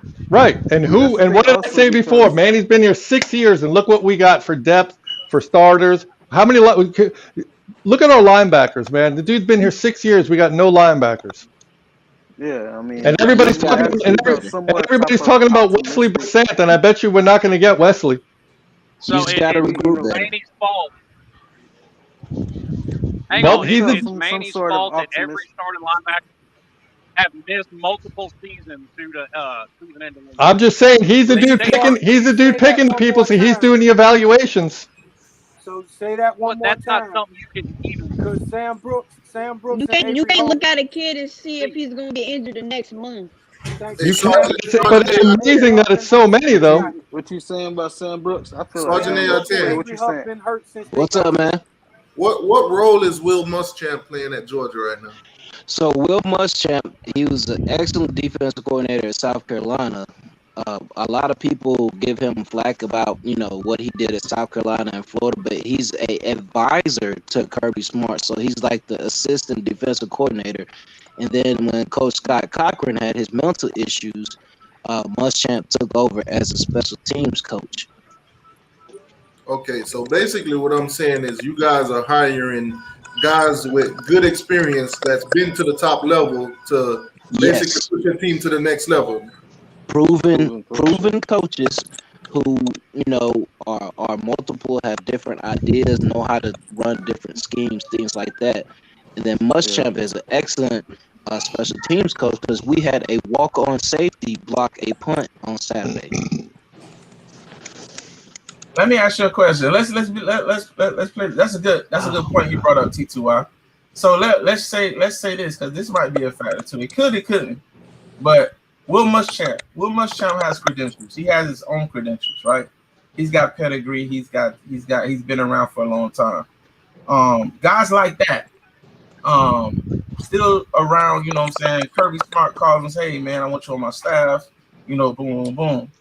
I think guys like that will make that move for Kirby as like a co-coordinator, all that stuff. But let's be real. Do you think guys with those type of pedigrees are gonna come and kind of be up on Manny Diaz and be like a cool whatever? No, I don't think they're respecting that much. Well, I mean, put that check out there, the right check, they keep coming. Bottom line. I don't know, dog. That's like saying a Will Muschamp will come here and be in the box. You know what I'm saying? The thing is, Kirby, you got to think about it. Kirby and Muschamp, they go back years, so that's a whole different situation. Let me ask a question before. Sergeant's and also Muschamp went to Georgia, played for Georgia, so he's gonna. And don't forget, he come in there as an analyst. He was riding out his paycheck in South Carolina. Yep. Okay, Right. so my question now is, who can Manny pick up the phone and call and get that kind of advice? Man, If he Manny, can't hire, Manny, he can't hire nobody at that Manny get caliber. his ass Didn't on. That He didn't don't Manny have no network because he ain't been around that, like, as far as that top level head he's coaching stubborn. wise. He but ain't hold got up. that type of network. They Before giving the Manny season, real estate advice right Manny now. went and got Shoop and got T-Rob, and everybody was most of the people were over the top about it, right? Didn't we all think that once he got Shoop and T-Rob, we were like, all right, yeah, things are going to change. Oh, he's got Shoop. Shoop's going to Bro, be in the booth. Well, He's going to yeah, call because this. no, He's we going to were. call that. And so far, I have can. you seen anything that leads you to believe that T-Rob and Shoop have had any influence over this defense? Yes. I don't even see nobody in the box. Just For real. recruiting. Just recruiting. That's it. 100%. We don't even know if those recruits are going to stick if everybody gets fired. It don't matter. It still makes an impact, bro. Well, Recruiting does make T-Rod an them ain't impact, going bro. nowhere. It makes an If impact Manny once go, they they get ain't signed getting and rid of play. T-Rod. They Yeah, not but getting rid of that was T-Rod your question, wasn't it? Yeah, but if you got a No. guy like Stoops that's giving Manny advice and all this, why is he not in the box? I don't see any know. influence that he's given. Why Bro, do we have nobody in the box? That's I what don't I'm know, I saying. man. personally, I Do we That personally dude's feel like the new hires has helped. I that personally dude's feel like collecting new a hires check. helped, That's but it. it's Our staff Diaz. ain't big as them Diaz, other school staff, bro. We need a full program staff like But that Georgia, ain't. like those other schools, dog. And But they're that not all going to goes fund it. that all goes back to Blake James, Well, it actually goes back to the Julio Franks. DOT, but they got to approve it. When LSU won that natty, didn't they have co-OCs and co-DCs? But I know they had co-OCs, right? Because they had one in the box. Then they We had got our head coach playing DC because these we're schools trying have to save money from hiring somebody that can actually do the job. these schools have completely different athletic budgets. We don't supply our team with an athletic budget to do something like that. That's true, Bergie. That's We true. don't. And we never have. That's why every coach that we ever have is left, because they went someplace else to get more money. Yep. Hey, Or they Bergie, you got got fired, a point, right? man. People keep crying.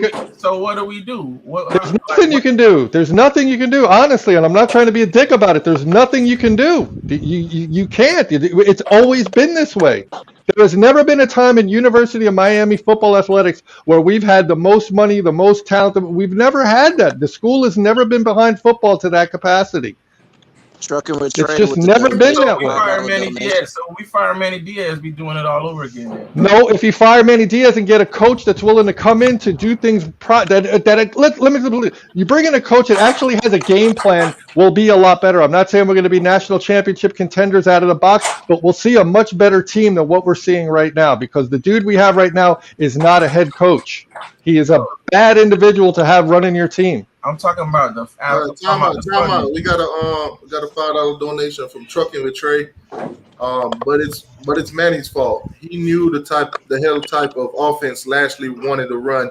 He knew it would be strain on the defense. No excuse for Manny. Right. Everybody knew that Reed Lashley. Nobody bring an offensive coordinator. Hold on, Jedi. Hold on. Everybody knew that the up-tempo offense that Reed Lashley was going to run was supposed to put up points. The defense was going to be on the field a lot longer. But guess what? The defense is on the field a lot longer, but ain't no points being put up. Nope. Like I said, 2 years in a row, we got offensive coordinators that look bad. You don't bring in somebody to Trucking with Trey, appreciate the $5 donation, boss. Thank you for that. Appreciate it.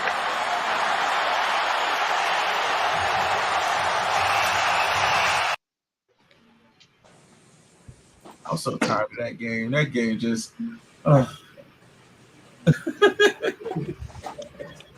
That's the last time I felt good. What game was it? I didn't see what it was. My last good feeling. Notre Dame. Oh. Like Trey John Bandy's biggest moment is a hurricane. There were a lot of Hurricanes' biggest moments as a Hurricane. I mean, we gotta see if this team. We just have to see if this team improves going into the North Carolina game, because they did have a good second half. Was that the last time that Navon Donaldson had a good game in the Miami uniform, or what? I think it's a toss-up. That was the last time. That was the last time we packed out the Hard Rock. Yeah, I think so. I don't remember I think what it's game. a toss-up for y'all between Urban and Cristobal. I really do. Urban, I don't. He ain't coming. I don't think he's coming here. All right, I let me mean, ask y'all a question. What's unacceptable? Say let's play hypothetical. We get Cristobal, right? What's yeah. unacceptable his first year? What's the record? I'd have to be better than 8-4. Ooh, first year? Okay, Yep. I'll put it like this: if all the classes don't transfer out and he don't have to come in and start from fresh, I agree with Bertie. So anything less than 8-4 is we running them out of town? Well, let's look at it this way. You know for a fact that if he does come here, what the off season is going to be before the season, everybody's going to be screaming what they always scream. Oh, here we go, national champions. Oh, here we go. It's going to be this groundswell of that we're back and all the other hype stuff that we get, and then he'll probably just have a regular season. 8-4, 9-3. If Maybe. Cristobal or Urban comes, I think y'all win the ACC championship within 2 years. No. Well, I don't know. I honestly think when Bergie said the whole thing about the athletic director situation and the money and the funding to get those big staffs, because I think a guy like Cristobal and a guy like Urban Meyer going to demand that in order for them to come here. So, I mean, there's a lot of. Do you think money gonna fall out the sky? How this gonna work? No, nope. Those guys can recruit, man. That's listen, man. No, those guys I'm talking about them demanding those extra staff positions. Right. That they might want to bring in. Right. Extra a big full-time program staff like we can't saying we can't afford. Nope. Well, according to Julio Franks, they back this football program 100%. So yeah, well, that's a load of BS. We'll see how much power or how much he keeps his word. But let me give an answer. Let me give an answer to his question. A part of an answer, I should say. First off, let's just look at Mario Cristobal himself. I'm not even talking about Urban Meyer at the moment, but just in order to get Mario out here, first off, we would have to pay off the remainder of his contract at Oregon. After we pay off his contract at Oregon, then we'd have to fire Manny and pay Manny the remainder of his contract. After we do that, then we'd have to come up with a new contract for Mario, which is going to require a signing bonus up front and money, whatever it is for the first year. Then we'd have to talk about money for a staff, which is going to require a lot more money up front. So you're looking at, let's just throw a number out there, in the ballpark of $25 to $30 million before Mario even steps foot on the field here. I don't see the university putting out that kind of money. Hey, if you want to win, that's behind the scenes though, Bergie, that's all being worked out. That's all I'm gonna say. If it is great, I don't see it, but that's just me. And here's the overall problem with it, and it's a point I've made over and over again. Mario Cristobal is not a proven head coach, so you still have to give him. And at this rate, we're not giving anybody. He's going to command at least $5 to $6 million a year if he comes here. That's what he's going to want, and we're not going to do that. All right, we got a $10 donation from 863 Seminole TV. It says, no disrespect to anyone on the panel, but scheme question is dumb. Scheme only relevant to players you have. There is no best scheme to run. You run what your personnel excel at. Makes sense. So we see. Let me ask y'all a question then. To that point, to Seminole TV, right? Let's just say Manny's scheme is flawed, right? CJ. And the defense ain't cracking up. But then we put in James Williams, we put in Cam Kitchen, we put in Anna Taylor, we put in what's the young man, number 99? That young man. Elijah Roberts. We put in Chance Williams. We put in we put certain players on the field and we see a night and day difference in certain things. So again, it ain't no night and day difference. All right, it ain't a night and day difference, but we see. Okay, I put it to you like this: Gervin Hall been here how many years? Like 4. How many picks he have in his career? I have no idea. Probably like 1, I think. Just 1. Bo Bolden, he been here forever, bro. He's still out of place. But then we put James Williams in, you put Cam Kitchens, they buy the ball pretty much darn near every down, bro. Like, right. I'm just talking about eye tests. I ain't talking about they jumping off the screen, all this crazy stuff. But I'm just saying, when we start seeing them making plays, we see other guys making plays. Now, again, is it the scheme or is it the players? I can answer that. It's the bad coaching that's sabotaging these guys' minds, you know. The guys just been here long enough, you know, I feel like, you know, they're thinking too much. They it's like shout out to the OG bad coaching Kane, is man. having them think too much. The bad coaching is having them think too much. It's not even guys that have been here for a while that there's something with the coaching with them. Because you brought up Kitchens. Kitchens had a terrible game. He was getting cooked all night. Well, I know one thing. Ain't no way I would be riding the pine every game my 4th year on a team where I can't tackle, bro.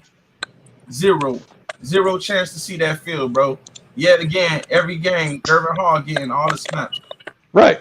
You can't tell me everybody on that bench can't tackle. Nobody can that's behind him, bro. That's on Manny because Manny keeps starting his guys. I think you have guys that can tackle. But that's what I'm saying. When we talk about scheme and all this, a lot of times it could be two things at once. It could be the players, bro. It could be because all these missed tackles, you count 20, over 20 missed tackles in these games, 19 missed tackles, bro. But that falls on Manny because Manny's the guy that's sitting there saying to himself, okay, this guy fits my scheme the best.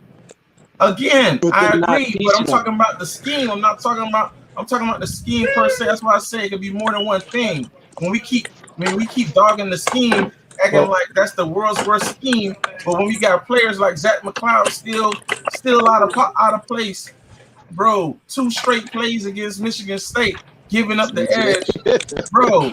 You've been here how many years? That's on many, of course, but I'm talking about the scheme itself, bro. Well, because when they do practice in the spring and whatnot before the season, they're running that scheme, and the coaches are watching it, and with that scheme, they're looking at those players and they're saying, well, that player plays this scheme the best in my eyes, so that's why he's out there playing.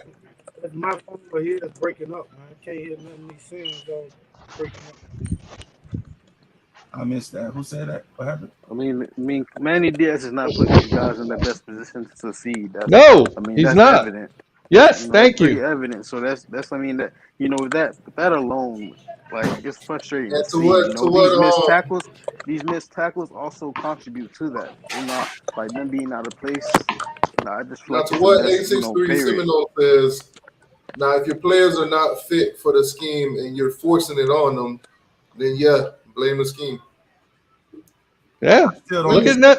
With Manny Diaz can't see that certain schemes that he's running is not working with the personnel that he's putting on the field.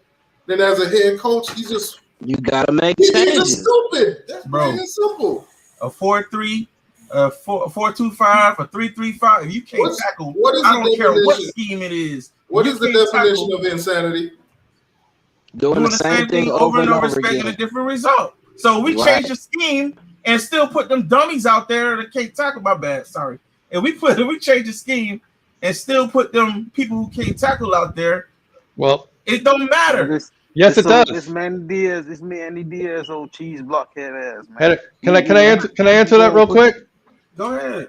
All right. If we change the scheme, that means that we're changing the coach. If we're changing the coach, we're changing the perspective on who looks at what players. So that changes everything.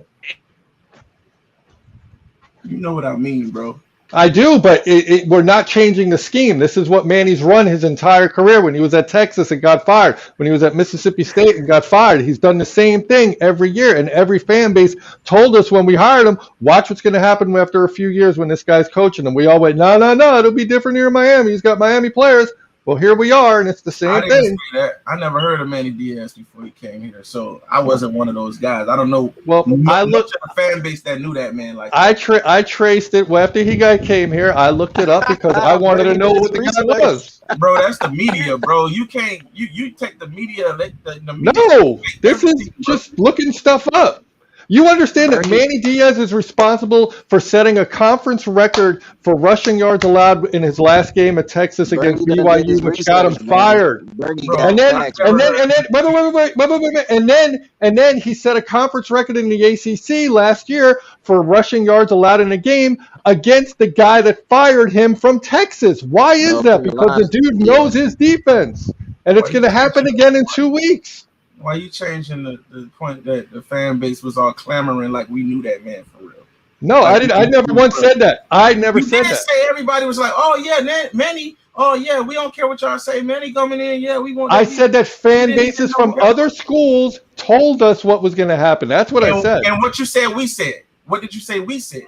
No. Right. I said. I said that we said no. At the end of the day, we got bamboozled. Okay, we saw a shiny turnover change. We saw a lot of turnovers, and we thought, hey, Manny Diaz coming back from Temple was going to be great. We saw what he did with the defense. Blah blah blah. We finally got some national attention on defense, so everybody was with it.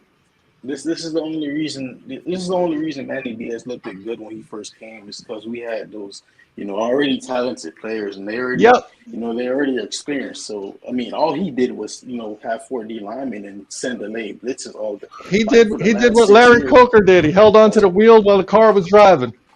All right, we got a $5 donation from Hurricane Millie. He says, "Bro, we're looking like Yale back in the secondary. Fire Manny ass now." Shout out to Bill, man.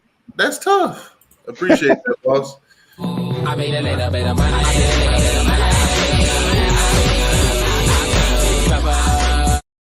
I learned a long time ago, when that many people can see there's a problem, there's a problem. So, everybody can see it. From Georgia. Hey, bro, who affected this Bulldog? So Bergie, when we hired him as head coach, you already knew what was gonna happen. You already suspected. I wasn't happy about it. I was one of the people that said, "Man, we didn't even look for a coach. We just brought this guy back like it was nothing." Hey, y'all had a question for AR. What's up, man? Yeah, AR. Hey, I got a question, bro. I don't know if you watch the Canes or not, but with our corners, I know y'all run a 4-3, you just said, but with our corners, bro, we play a lot of off, which is dumb to me. But like, do y'all? I know y'all got studs on y'all secondary, but y'all play mostly press, or y'all play off a lot or zone a lot? It depends on the team. We did have studs in the secondary, but now we got a bunch of young guys. We got true freshmen and redshirt freshmen in the secondary. We lost 5, I think, to the NFL last year off our secondary. Mm-hmm. So you have some guys that are good at playing press. You have some guys that are good at playing, off bail technique. It just depends on the receiver and, what the player is good at. But Kirby's not going to put a guy out there and ask him to press when he's not good at, press. Kirby used to be a secondary coach too, so he's harder on the secondary than anybody else, because that's the weakest link on our defense is secondary, just because they're young. Y'all tackle hold on. Time out. We got a $5 donation from OG Kane. He said we're the Vanderbilts of the ACC. I agree. Oh no, Vanderbilt better than that's tough. I agree. Oh no. Appreciate that. Appreciate the $5 OG. Appreciate that, boss.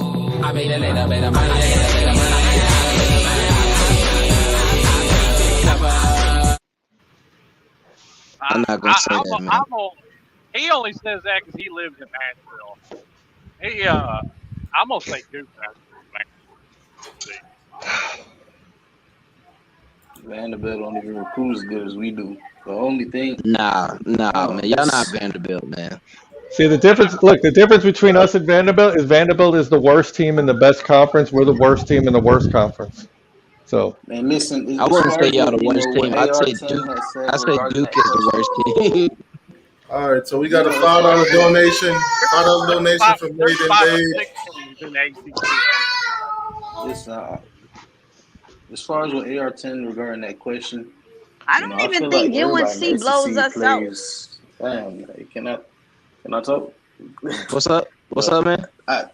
I'm saying that I feel like everybody in the SEC, plays man coverage. But when you look at Miami's defense, it looks damn near non-existent because it's like a facade. Yep. Like we don't do proper evaluations, and we Nope. clearly have the better talents. I mean, we have the better athletes, but they're not being put in position to be able to, you know, express their full potential. So that's how I I feel mean, regarding it. All right, so we got a I $5 don't think donation we for have the Maiden better Day. athletes when we see them out on the Jedi, field hold getting on, Jedi. burnt. We got a $5 donation for Maiden Day. What's the over and under if Matt Brown will break the record, the rushing record he set against? I'm gonna say under. I don't know. I don't think. You know what? I don't even know, man. I don't know. I'm gonna say under because he don't have two running backs that could do it the way they did it last year. Yeah, that's a good reason. I'll go with that too. What was you about to say, Jedi?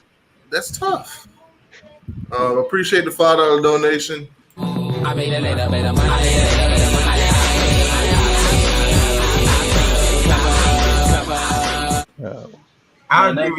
game was an anomaly. But if something was like that forever happened again, like we literally have to run Manny Diaz out with some torches.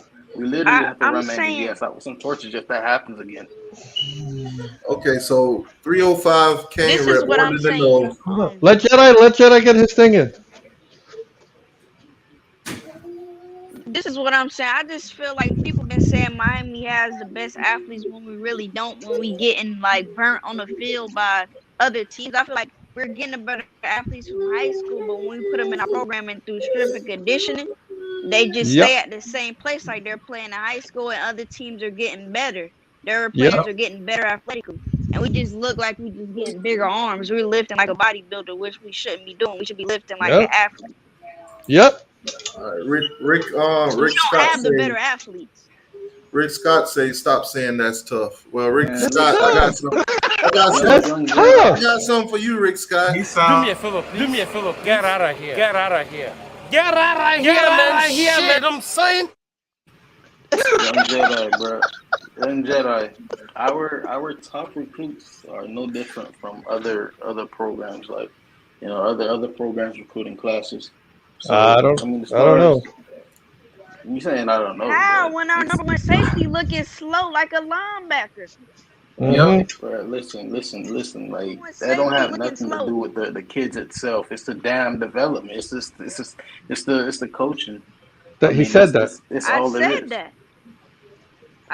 He said that. He's saying. I mean, he said that our athletes are getting burnt off, but I mean, oh well.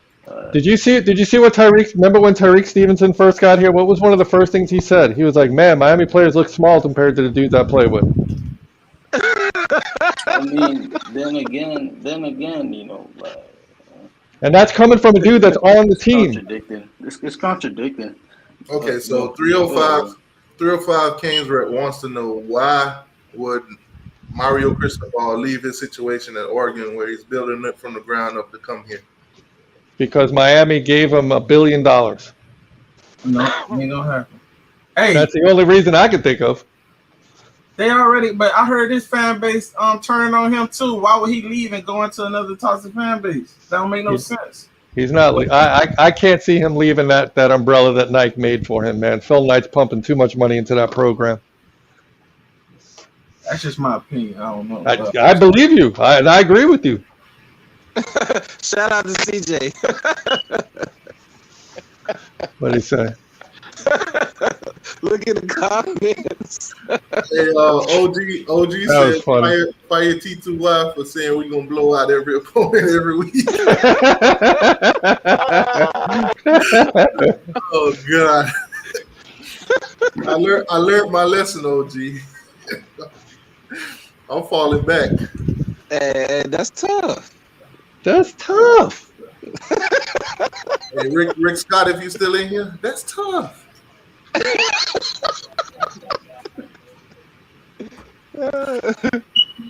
Hold on, what did CJ say? I was listening to y'all earlier, man. Y'all was going off, bro. Keep it football, man. Don't be going and getting personal with each other, man. Keep it football, man. I'm sorry. Passionate, dog. We just passionate. I'm sorry. I love everybody. Dog. Keep it football, man. You know, I don't want to be getting nobody's email. Hey, Hey, Bergie went training day on him. Yo, that was funny as hell when that dude said that. I'm gonna send you an email. Yeah, he was like, "Hey man, I don't like you, man. What's your email?" Well, yeah, that's right. He said, "What's your email?" That was right. That's right. That was funny. Oh, God. and I almost for real gave him my email too, just to see.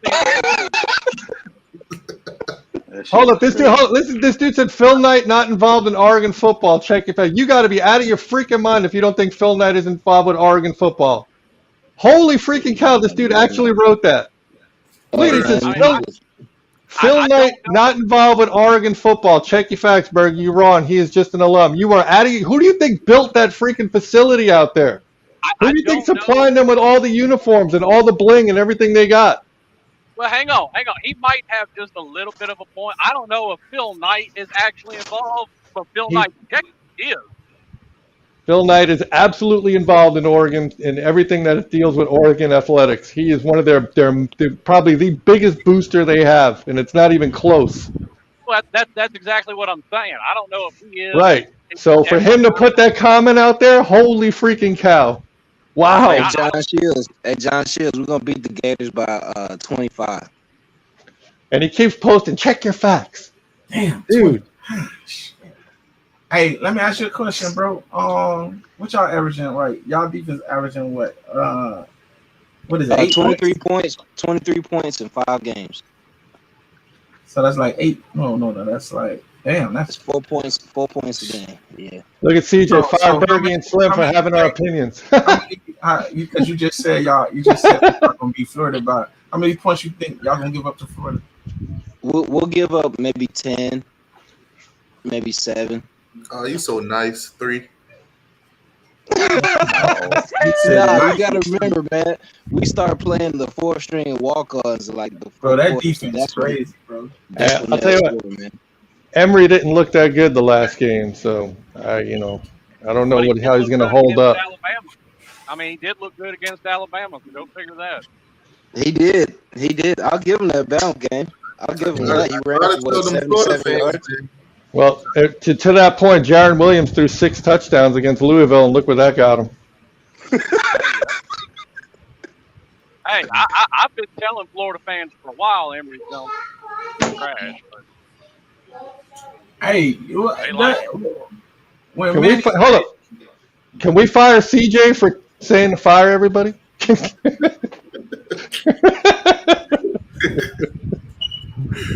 Hey, John Shields, I give him 7 to 10 points max. I give him 7 to 10. Listen, if they by some miracle beat y'all, they gonna come for you. I mean, yeah, they could cover me all they want. We still gonna win the East, even if we lose to them. They got 2 losses. We won't have any, so we still gonna win the East. Hold up, my friend. Not so fast, my friend. Not if Kentucky got something to say about it. Yo, Kentucky looked strong, man. That was crazy. Bruh. They had 10 plays inside the 10-yard line and didn't get 1 point, bro. Come on, man. They got a W. I know that. No, I'm saying Florida did. Oh, sorry, my bad. I was gonna say I thought you meant Kentucky. I was like, well, they did win, and they look pretty good doing it. So. So do y'all want Kentucky head coach? No, I don't. Sure I mean, get Kentucky head coach if we wanted him. Yeah, Stoops is a good coach, bro. You know what's crazy? Why do we think we could have everybody's head? Yeah, exactly. Exactly. Okay, let me tell you why. Because Kentucky, if you're a coach, you know you're going to be facing Alabama or Georgia every year. You're not going to be able to get through as easily as you would in the ACC. You feel me? So if Mark Stoops come to the ACC, he'll be able to compete more and just overall compete more. His biggest opponents is not going to be the teams he plays. It's going to be us as fans. He go out and make a mistake, we're going to tear him up. Right. That's the bad part.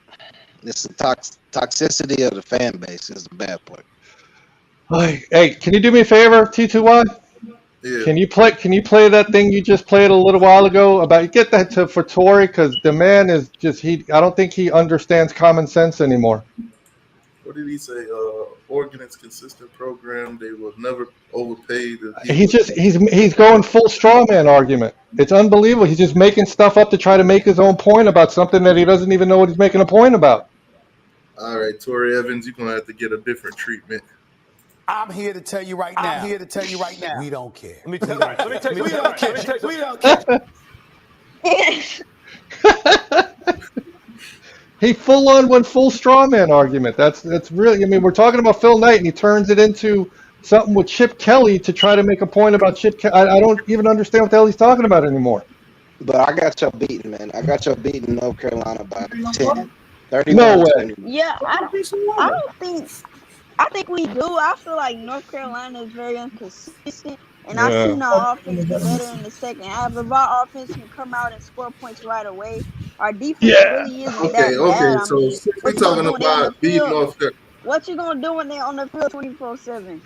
Well, I think North Carolina is going to roll us 52-17. So that's my goodness, since we're talking about North Carolina, y'all put y'all score prediction for the North Carolina game in the chat, please. Listen, I'm the dude that got ripped apart on Coach Hayes' show when the Alabama game started, and I said Alabama was going to beat us by almost close to the score that they beat us, and everybody was going, no, and then it happened, and you saw how everybody changed their tune after that game. So I'm going to stick with where I'm at because I think I'm going to be a lot closer than everybody else. Y'all got 2 weeks to get ready for them, man. I think y'all beat them. Okay. That's somebody we get. Do you know that Manny Diaz record coming out of bye weeks is like 1 in 5, 1 in 7, something like that. It's disgusting. We'll win then. So we play worse. We play worse off a bye week. Oh, well now we got 2 bye weeks. We got 2 weeks off. Oh no, I'm sorry, 1 week. My bad. 2-6. Oh. And then I'm just looking at where we are right now. In our last 7 games, we are 2-5. So. All right. So when y'all beat them, man, I want y'all when T2I go live. I want y'all to remember what I said. Y'all gonna beat them by 10. Y'all keep dropping them score predictions for North Carolina. T-Rock says 45-17 North Carolina. All right, I got to put Torrey on ignore because I can't watch stupid anymore. It's embarrassing. I can't do it. T-Rock said 45-17. Come on, Oh, man. I can't put him on ignore, and I don't want to put him in timeout because I got a hammer. All right, so you got UNC 35, Miami. UNC. Okay, so BB Lowe says UNC 35, Miami 10. That's close. I like that. Hurricane Millie says 35-17 Carolina. I can see it. Trucking with Trey, 45-10 North Carolina. Grayson Flowers says 77-1. Okay, so Greg, you get the treatment. You get the treatment. Stupid ass.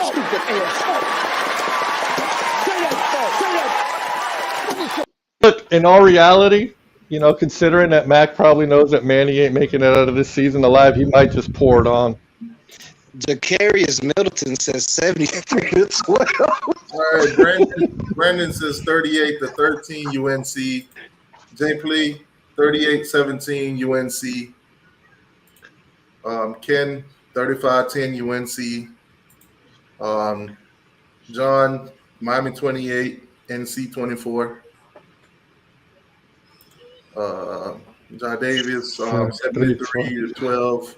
Damn, son. John Fields, UGA 42, Florida 6. Okay. Kyle says 40-24. Who? Miami or North Carolina? I think he means North Carolina. 41-23 North Carolina. 72 New Creech. What else? Supreme 52-14. UNC wins. Oh my goodness. 863 38-35 UNC. And Williams 30-24 Miami. If we can get some offensive production, we can. We have 41-14 Miami. We haven't had no offensive production all year except against the junior college we played. So I'm sorry, I just don't see it. You heard it here first, man. 31-20. Aiden Dade says 45-17 UNC, and they will rush for 400 plus yards on the ground. Oh my goodness.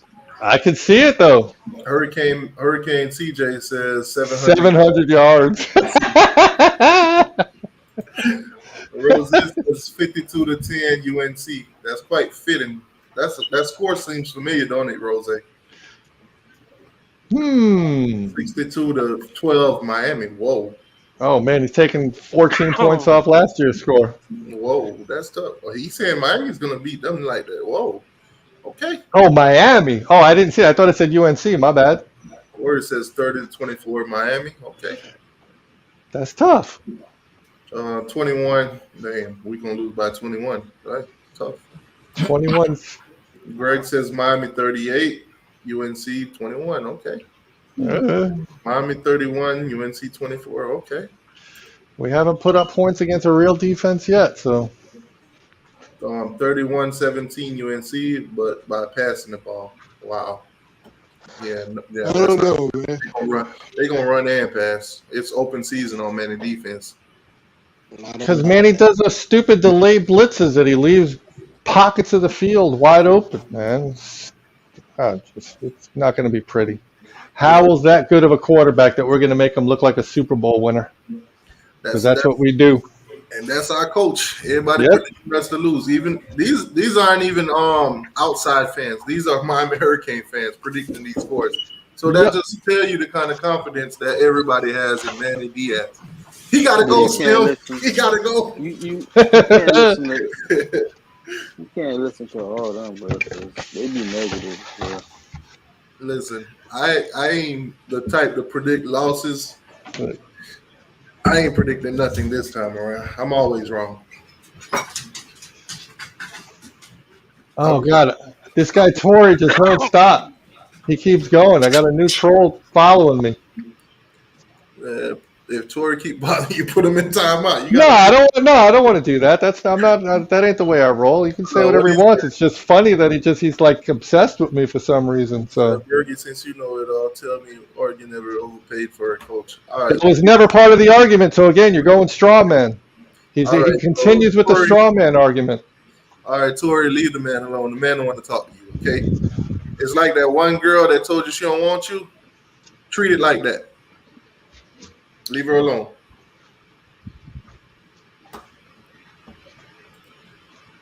Hey, Santush Gunawardine said 40-28. Manny Diaz fired at halftime, and Ed Reed leads the comeback as interim head coach. Oh my God! Let's not go down the road again. I was talking to somebody and we were just joking around, and I kind of said that too. I said, "What if then UNC like just starts blowing us out, and at halftime they kind of like say to Manny, say, Manny, come here, we got to talk to you," and they just say, "Coach, can you handle this for a second?" And they just don't come back with Manny. I mean, that would be really funny, but it ain't gonna happen. But that would be funny. CJ says, "Fire anybody that's negative." McNaughty Pants said, "I like the idea of Luther Campbell for head coach." Oh God, yeah. Hire Luther for head coach, and he can rat himself out for benefits to players. Mm-hmm. I've never seen this guy before. John Waffle. How many national championships does Miami have compared to Pitt? Well, how many national championships does Pitt have? Because I don't know of any. Yeah, I don't know how many Pitt has. I think they've won. I'm not going to say I know, but I think they won like before the quote unquote modern era of college football. We're talking going back into the early 70s and 60s, but I don't know of any offhand. I don't believe Dan Marino won one, if I'm correct. Basically, since the 70s, they haven't won anything since the 70s. That's tough. Tony says that they got nine. Did Tony Dorsett win one? If I'm not mistaken, Pitt's got 9. They do? Okay, then like I said, they probably got some from long ago, yeah. Is any of those championship past 1970? No, I don't think so. Like I said, I'm not sure, but I think maybe Tony Dorsett was on the team that won one before he went to Dallas, but I don't recall. I mean, I was a little kid then, so I don't know, but that's the only thing I can think of, because I know Dan Marino didn't win one, and he was QB there for a while. So Tony Dorsett's the only other person I can think of. Okay, so John Waffle, If it's not past 1970, guess what? I'm here to tell you right now. I'm here to tell you right now. We don't care. Let me tell you. We don't care. We don't care. Now he is saying, no, to John Waffle's credit, he is saying that Dorsett has one, so I'll take his word for it. CJ said, "Fire Bergen for stating the obvious."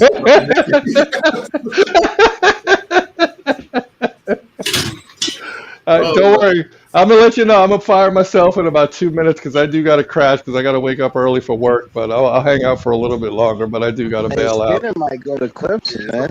It's about dinner time for me, too. I'm going to wrap it up in a minute, too. Yeah, we've been on this thing. Cool, I think Skinner might go to Clemson, though, for real. I saw he's going to announce. When is he supposed to announce? From what I'm hearing, it's either Miami. Oh, there it is, Friday. Alabama, or Florida State. Those are three that I heard. I know he's not going to Florida State. That's his dream school. That's tough. Is it? Is that what he said? He shout said out to Travis Hunter, man, who was on our campus on Saturday. I mean, look, you can't knock a kid if that's a school that he likes. I mean, they might suck, but if that's where he wants to be, that's where he wants to be. You know, comfort Yeah, I'm is gonna a say it thing. right now, man. Travis Hunter coming to Athens, man. I'm gonna say it right now. Well, good for him. No, I'm just playing. All right, y'all. Well, it's been a good show. A lot of crazy debates, you know, a lot of opinions and everything. It's cool. I don't hold nothing personal against nobody. I love all y'all, man. Y'all want to hate, that's fine. I don't care, but I still love everybody, man. I'm good. At the end of the day, man, it's all our opinions. It makes for great debate. It makes for a great show. Yeah, except Tori. I don't like him. I'm just kidding, man. Okay, Brandon B. You say that now, Brandon B. When he signed that letter to Athens, you will think differently. All right, so I'm guessing that this weekend, everybody going to tune in to Florida State versus North Carolina. Yeah. Listen, if Florida State come out and beat North Carolina and then they beat us, I'm going to be mad as hell. I'm going to be mad as hell. Tori finally said something that I'm going to take advice from. He said, take my ass to bed, so I am. So I'm going to talk to y'all later. We'll do this again some other time, man. I'm out, man. See y'all later. All right, Berger, take it easy. Rose, Travis Hunter isn't going to Georgia. Hey, that's tough. I think I heard that he was at a Georgia game, though, you know. Hey, I disagree. I disagree, Rose. I disagree. No, I think Norvell lose a couple more games. I don't know. Anyways, man, y'all have a good night. Everybody, y'all have a good night. Appreciate everybody for coming in. Appreciate everybody that donate. Everybody that hit the like button. Everybody that just tuned in, period. Good night. Go Canes. Hopefully, coming off the bye week, we can get a win on North Carolina. If not, then, you know, we all going to get together and we're going to talk about our miseries together. But it's y'all have a good all on night. the offense, boss. It's all on the offense. That's tough.